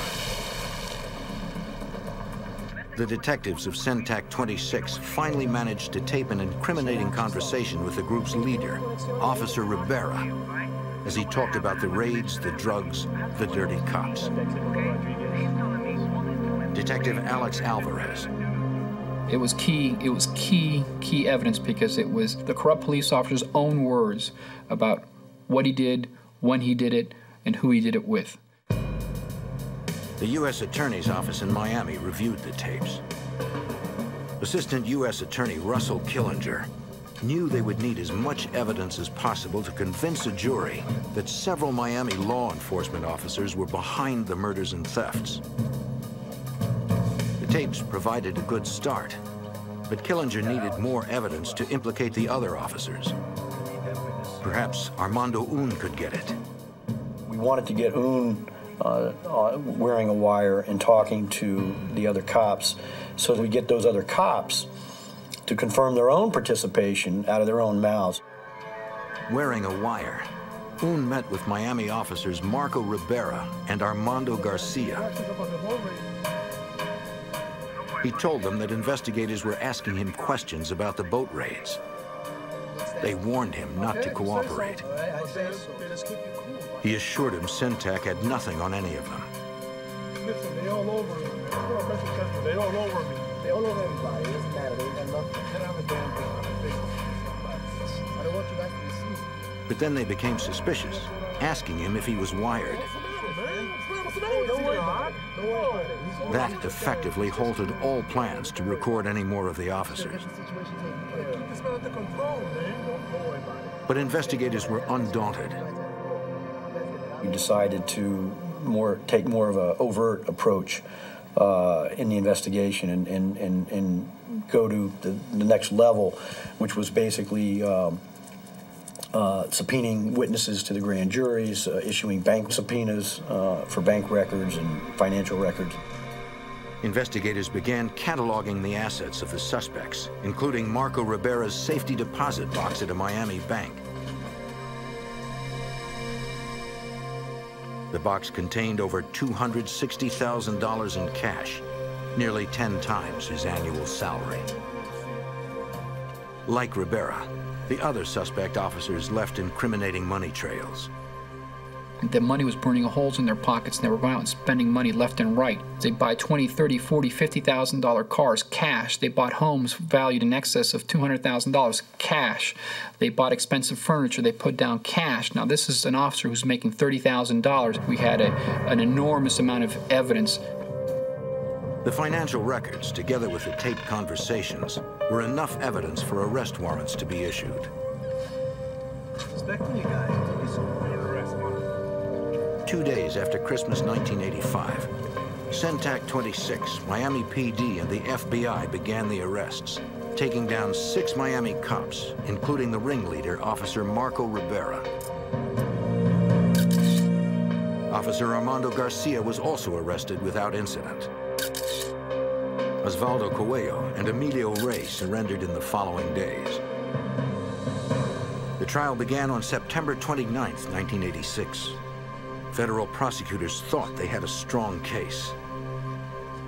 We felt pretty good about the case. We'd gotten pretty much all the evidence in that we had hoped to get in. Then, on January 21st, 1987, the jury came back with their verdicts. I remember the judge just kept looking at the verdict forms, and he would look at one and put it down, and look at another and put it down, then pick up the other one and look at it again, and this went on for, it seemed like an eternity. And then he started shaking his head. The jury was deadlocked, causing the judge to declare a mistrial. One juror had refused to deliberate. Investigators were stunned as all suspects were released. That was really a low point in the investigation.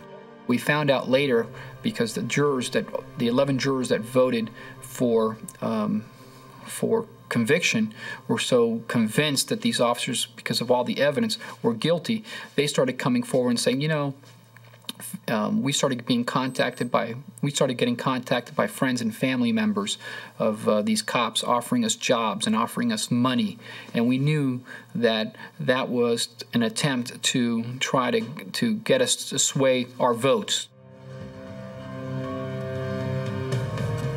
The mistrial was an enormous setback.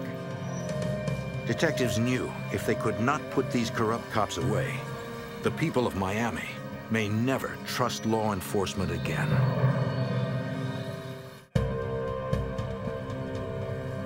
A group of Miami officers were arrested and prosecuted for corruption, but chaos in the jury room resulted in a mistrial. All suspects were released. They were thrilled that they weren't convicted. What they didn't realize, that it was probably a blessing in disguise for us, because all that did is give us more time, and we were more determined to find out more evidence against them, and that's exactly what happened. The prosecutor and detectives were unwilling to give up. With so much at stake, investigators needed a break. They finally got one. We found out that these officers had hired a hitman to kill Armando Un. That hitman was Killer Joe Martinez. He confessed to being hired, hoping he'd get leniency for another crime he had committed.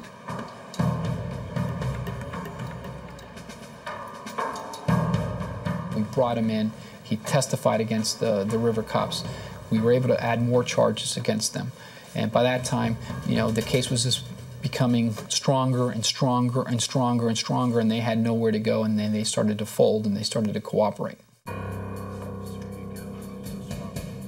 The case finally broke wide open when one of the defendants, Patrolman Emilio Rey, decided to confess. Through his lawyer, he had learned of the additional evidence against him. He hoped for sentencing leniency in exchange for his testimony. He described to us some fairly bone-chilling conspiracies that had gone on and that were going on in an effort to try to kill the government witnesses. All of the government's witnesses, especially Armando Un, were in danger. Investigators knew they had to use Patrolman Rey's confession to put more pressure on the other river cops.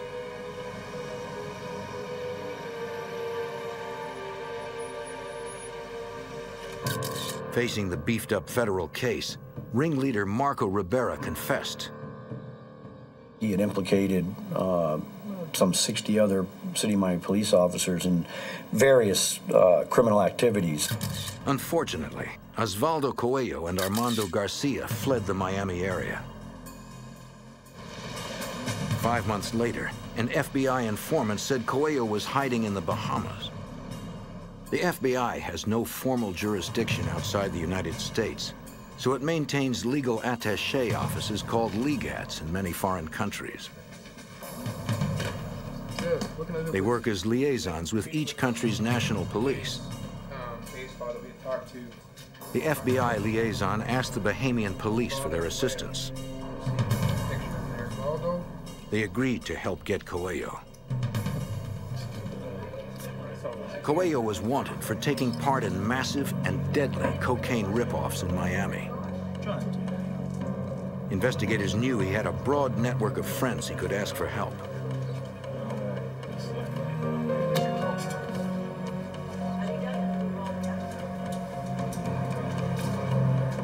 Coelho called one of them several times to arrange for assistance.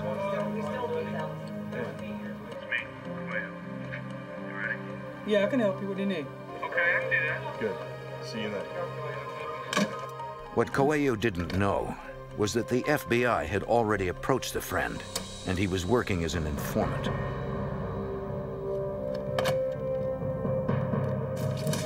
The Bahamian police arrested Osvaldo Coelho without incident. He was extradited back to Miami to face charges of drug trafficking, conspiracy, and racketeering. Armando Garcia was the last of the rogue Miami cops still at large. On January 8, 1989, the FBI added Garcia to their 10 most wanted fugitives list. FBI Special Agent Robert Martin. We don't pick our top 10 fugitives lightly. They have to be people that we consider to be a serious danger, not only to society, but to the very nature and fabric of what makes our country what it is. And one of those things is honest law enforcement services. Our Garcia was added to the list for that reason. The FBI had evidence that Garcia may have fled to South America, but had few leads. Special Agent Robert Martin ran the public corruption squad that kept searching for the elusive fugitive.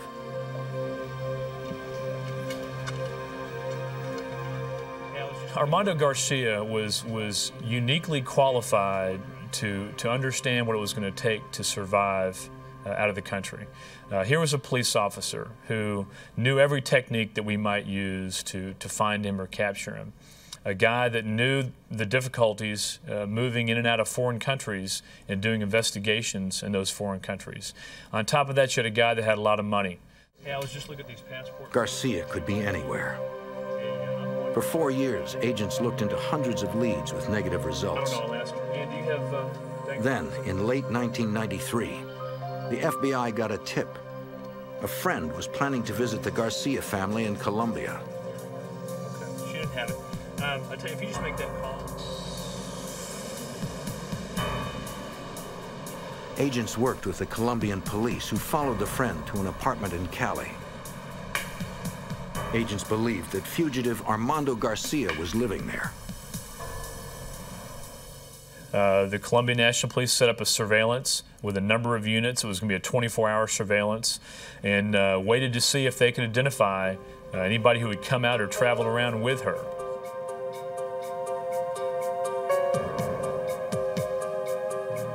Three days later, they spotted Armando Garcia. The fugitive was caught off guard, unarmed. Hold it, Garcia. Garcia told them, said, I have $4,000 with me.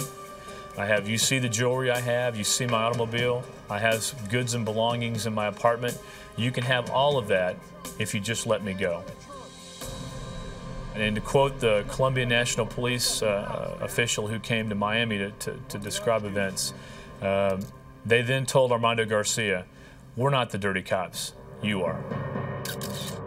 The last of the main suspects, Armando Garcia pleaded guilty to drug trafficking, racketeering, and tax evasion, and was sentenced to 25 years. When it was all over, 17 Miami officers were convicted for their involvement in the drug rip-off ring. It was the largest police corruption case in Florida history. In response to the scandal, the City of Miami Police Department formed its own internal investigations unit that targeted over 100 additional officers. They obviously were suffering from all the media exposure and then the embarrassment of having numerous officers arrested, but I think it made them a stronger department. When you weed out the bad officers, you know, it just makes the good officers shine even brighter.